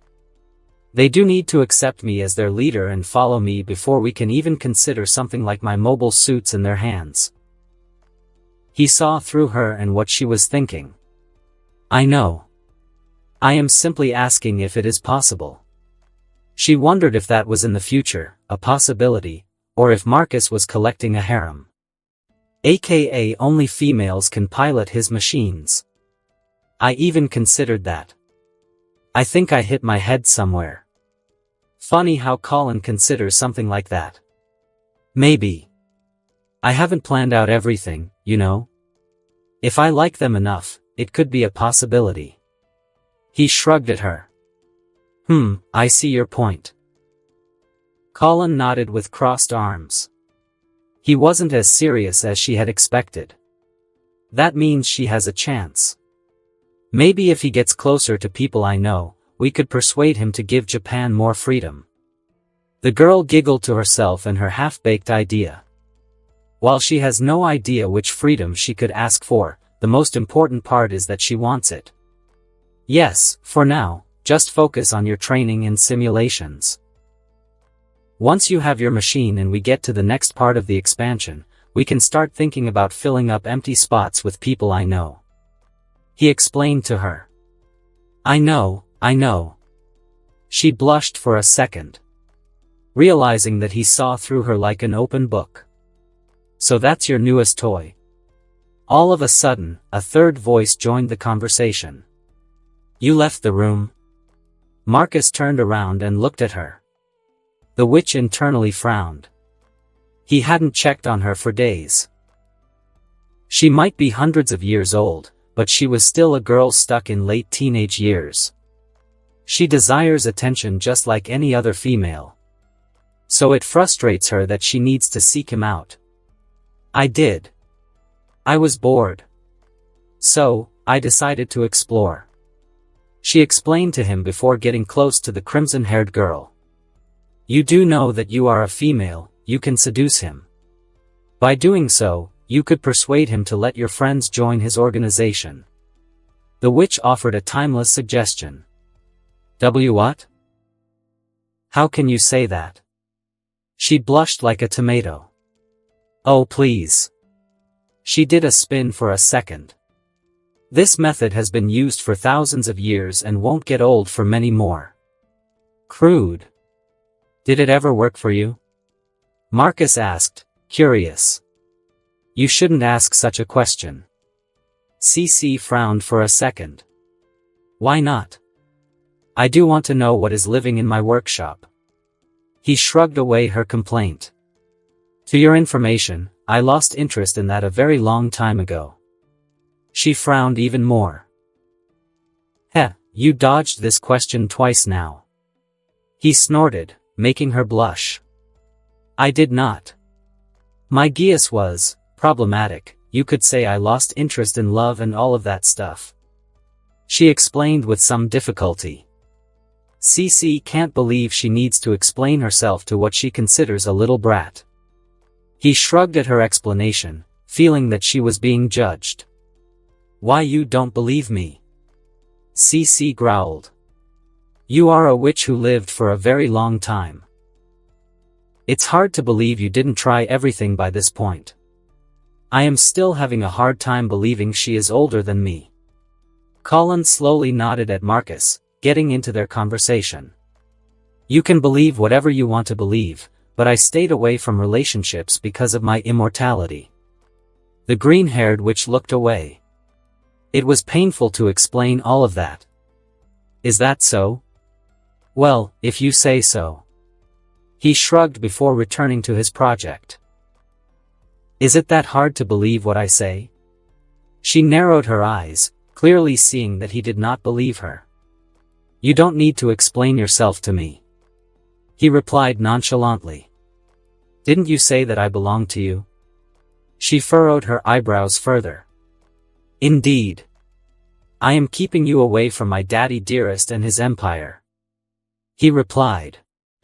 Is that what it means? Maybe, or do you want something more, CC? He looked back at her, and there was a grin. A grin that told the witch that he got her where he wanted her. The witch actually blushed before turning around and walking away. What just happened? Colin asked, not believing what she was seeing. An ancient witch getting caught lacking. He sagely nodded at Colin. What? Precisely. Our dearest CC ended up falling for a simple male trick. He shrugged at her. Clearly, all those years, experiences she gained didn't prepare her for a teenager's trick. He tried to explain, but Colin was clueless too. It was obvious that she was not experienced enough to understand. So, Marcus walked over to her and explained. I said to her that she was mine. Her very experienced brain came up with the realization that I wanted her to be my woman. She reluctantly accepted that at some point, but today, I explained to her that it was a simple protection from my father. Oh, wait, so you are not interested in her? Colin was a bit confused. Maybe? She is someone who has been around for a very long time. So she understands higher-level teases like these. It depends on whether she can keep up with me. You are a strange guy. Ultimately, the crimson-haired girl gave up. This guy was on a different planet altogether. I call it character stimulation. She is behaving like everyone around her is bugs or just young brats. I am showing her that she is no different. He clarified to her. Does that mean they are bonding like that? I mean, she is an ancient witch and he is a guy who wants world conquest, no galactic conquest. Colin frowned. Was she watching an absurd form of friendship forming or something like that? Maybe even romance? Maybe. I haven't spent enough time with her to understand what is happening. She replied after thinking it over. Indeed. You will have your chance, Colin. He smiled at her, making her blush a bit. Don't imply such things so casually. She blushed even harder. You do realize that such things apply to you as well? He leaned forward and whispered to her. The girl took a step back, making some space. Why you? What? You are mine as well. He shook his head.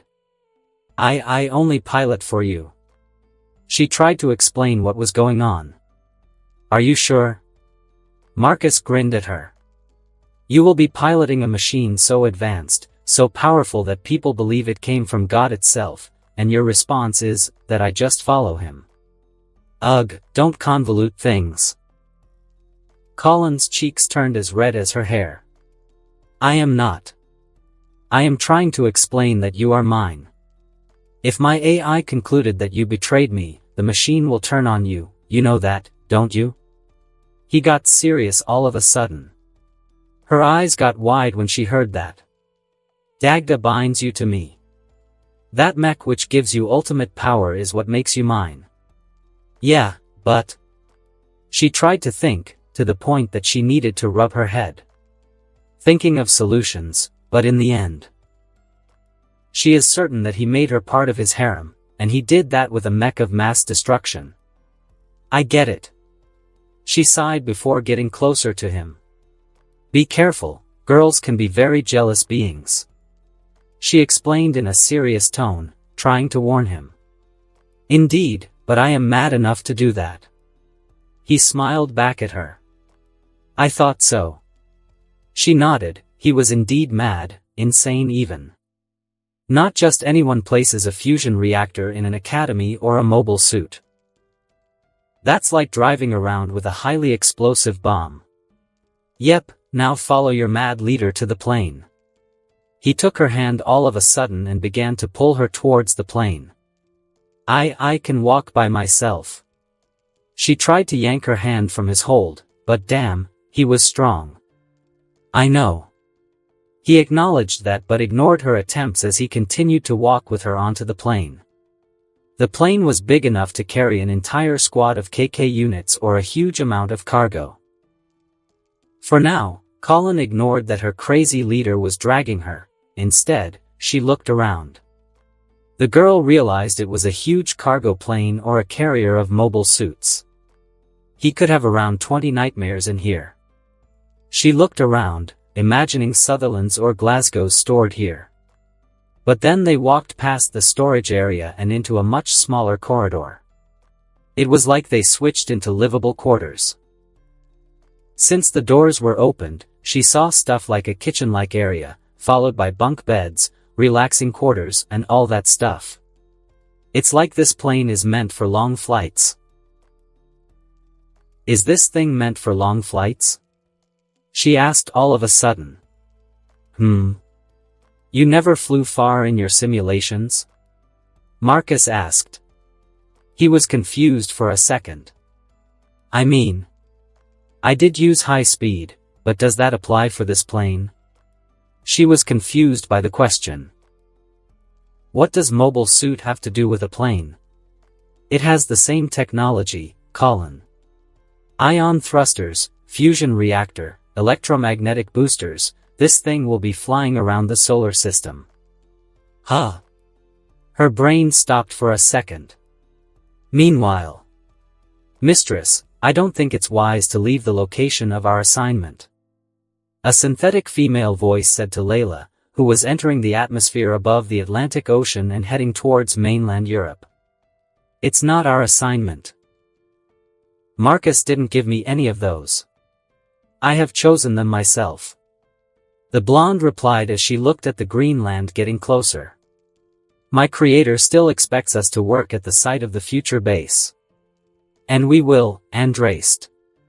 The girl replied before pointing out. Besides, if I break the rules, you would turn hostile, right? Yes. Then I am not breaking them. Layla smiled as she watched how the mech was entering the atmosphere. Very well. After a couple of moments, the fire surrounding Andraste ceased as they passed the outer layers of the atmosphere. Adjusting to atmospheric flight. Holograms showed how Andraste's wings shifted, spreading wider to assist in flight in the atmosphere. At the same time, funnels in the wings adjusted for gravity as well. All of that was automatic as Layla only needed to watch. Now let's see where Anna should be working right now. The blonde wasn't surprised that her AI was able to access military databases and find where her friend was working. Weisswolf Castle, they gave her entire castle to work in. Layla's eyebrows went up in surprise. She didn't expect her friend to have not only a castle but an entire dedicated team to work on her nightmare development. Not bad. She was a bit jealous, not that it didn't last more than a second. After all, she was no longer in the military. Andraste descended to the castle. The alarms did flare up, followed by walls rising from the ground. They didn't consider flying machines, did they? She looked around before her AI notified her that the castle was trying to contact her. Mistress, the castle is trying to contact us. However, it's against my programming to allow you to have a direct communication link. Why? Pilot identities are secret, especially in this kind of situation. Ugh. Then send a message that I want to speak with Anna Clement, tell her that she promised me a cat. Very well, sending a message. Layla waited for a while, and slowly she started to get nervous. I can meet my friend, right? All of a sudden, she asked her AI. There are no specific prohibitions. While direct communication will lead to you being recorded inside a KK unit. Meeting outside is a different thing entirely. My systems will deny any outside recordings thanks to electromagnetic interference. I see, good to know. She sighed in relief, as soon after, the sensors picked up a moment at the castle door. The camera zoomed in and showed a light pink-haired girl breathing heavily. Her glasses had almost fallen off her nose. She looked like she had run a marathon. Anna. Layla's eyes brightened when she saw her friend. Layla, is that you in that machine? The haggard-looking Anna asked, her voice full of hope. Yes. It's me. The light pink-haired girl's eyes teared up as she took several more steps, but behind her was her staff. They followed their boss. They even grabbed her, not allowing her to get close. I need to speak with her. Can I leave the mobile suit? The blonde asked her AI. Not recommended, mistress. If anything happens to you, there is a 95% chance that I will be terminated. I think we will be fine. With that said, Layla proceeded to exit the machine. As long as there are no records of me or my machine, I am fine, right? Most certainly. I know I am being difficult, but I need to speak with my best friend. Considering that we will be waging war against Europe anyway. Layla frowned mentally, she would rather help her friend to get away before it's too late. I understand, I was designed to help you, that is my duty. The girl smiled when she heard Andraste's reply. She wasn't expecting a full-time AI that could help her. But then again, her man is, well, all she can say is extreme. As the blonde moved out of the cockpit, her mech assisted her in getting out. Layla. It is you. Anna got out of the hold and dashed over to her friend. Her staff were surprised by how strong the scientist girl was at that moment. Before long, the light pink-haired girl hugged her best friend, whom she had not seen in months. Layla hugged her back. After a while, she pulled back and looked at her. You do look a bit different. The scientist girl commented as she cleaned her tears and fixed her glasses. Her eyes ended up on her neck. Is that a hickey? Anna asked, her tone was innocent, she was confused, before realizing what this meant. The blonde blushed hard as she looked away for a bit. Why you can say that? What is going on, Layla? You have been declared Kia in the taboo incident. The scientist friend asked in a serious tone. Taboo incident? The Andrast's pilot replied with a question of her own before looking at her mech and then at Anna. Can we speak in private? Oh, of course. Anna looked at her team. We need to talk privately, we will use the backyard. The light pink-haired glasses girl said to her staff, who waved their hands to indicate that it was okay with them. Andrast, I will be fine, can you wait for me? If the backyard is open, I can fly there. The talking machine didn't faze Anna. She quickly replied to the mobile suit. Yes, you can go there. Affirmative, I will meet you there, mistress. With that said, the thrusters ignited and the machine flew off. Layla sighed, seeing that this was working. What is that, nightmare? It looks nothing like I have ever seen. Which country made it? Anna asked her with an excited tone. She was gushing with a giddy look. A very long story. Layla looked nervous as the pair began to walk. Anna was leading, and the blonde was following her. I think we have enough time to talk, yes? The scientist girl asked her. But Layla looked a bit worried. I don't know, maybe. The glasses girl looked at her nervous friend with concern. What is going on? Can't you tell me? I am trying. It started as you say, the taboo incident. When my boyfriend attacked with his machine. He destroyed both sides. He was rampaging through the base when he saw me. Boyfriend? Really? Anna was having a hard time believing that, but honestly, not seeing her for months and seeing the flying nightmare made her believe this story. Yeah, as strange as it might sound, he found me attractive and picked me up, took me away, to the other side of the world. Layla sighed while saying that. He kidnapped you? The glasses girl gawked as she realized what this meant. Yes. The blonde replied with a dead serious yes. That's irresponsible and crazy. I know, he didn't care. And as you noticed in the end, I accepted my new situation. She motioned at her pilot suit. So he took you away, in the end, you accepted that he wants you as his girlfriend, he then gave you the machine that brought you here. Anna described the rest using the information she had. Yes, as he is a very scary genius, the technology he makes is decades ahead of anything we have, Layla explained, making the scientist friend of hers get interested. She does want to meet this guy, but at the same time, she is afraid of him. What is his objective? To spread humanity to every single corner of the galaxy and then rule them. The blonde replied with a dead serious tone. But it didn't help, as her friend simply looked at her, or more like spaced out. In other words, Anna was so shocked or more like in disbelief, as she was phasing out her friend. I am dead serious. Layla got snappy with an embarrassed blush. It's not that easy to say that with such a straight face. Is that even possible? In the end, Anna refocused and decided to believe this, a bit.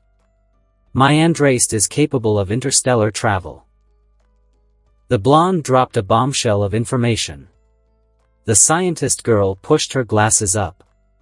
Her eyes were trembling. If what she said is true, then. The glasses girl did some rough math. Both the EU and Britannia developed some primitive technology for traveling in the void. But anything they did cost them millions and even billions to make, even the most basic means of transportation in space. And if Layla's machine is easily capable of that. Honestly, she can't even place a date when they could catch up to this kind of technology. If all of that is true. Layla, can you honestly tell me how bad the situation is? Anna is smart enough to know where this is going. I can give maybe a year, or two before there are no countries left on Earth except one. The blunt reply caused Anna's breathing to hitch as she got nervous. He plans world domination, doesn't he? Layla looked away. Now that her friend is asking, she is feeling a bit bad. To think that she is on the side that will cause total war. She always wanted peace. Before peace, there is war. Before war, there is peace.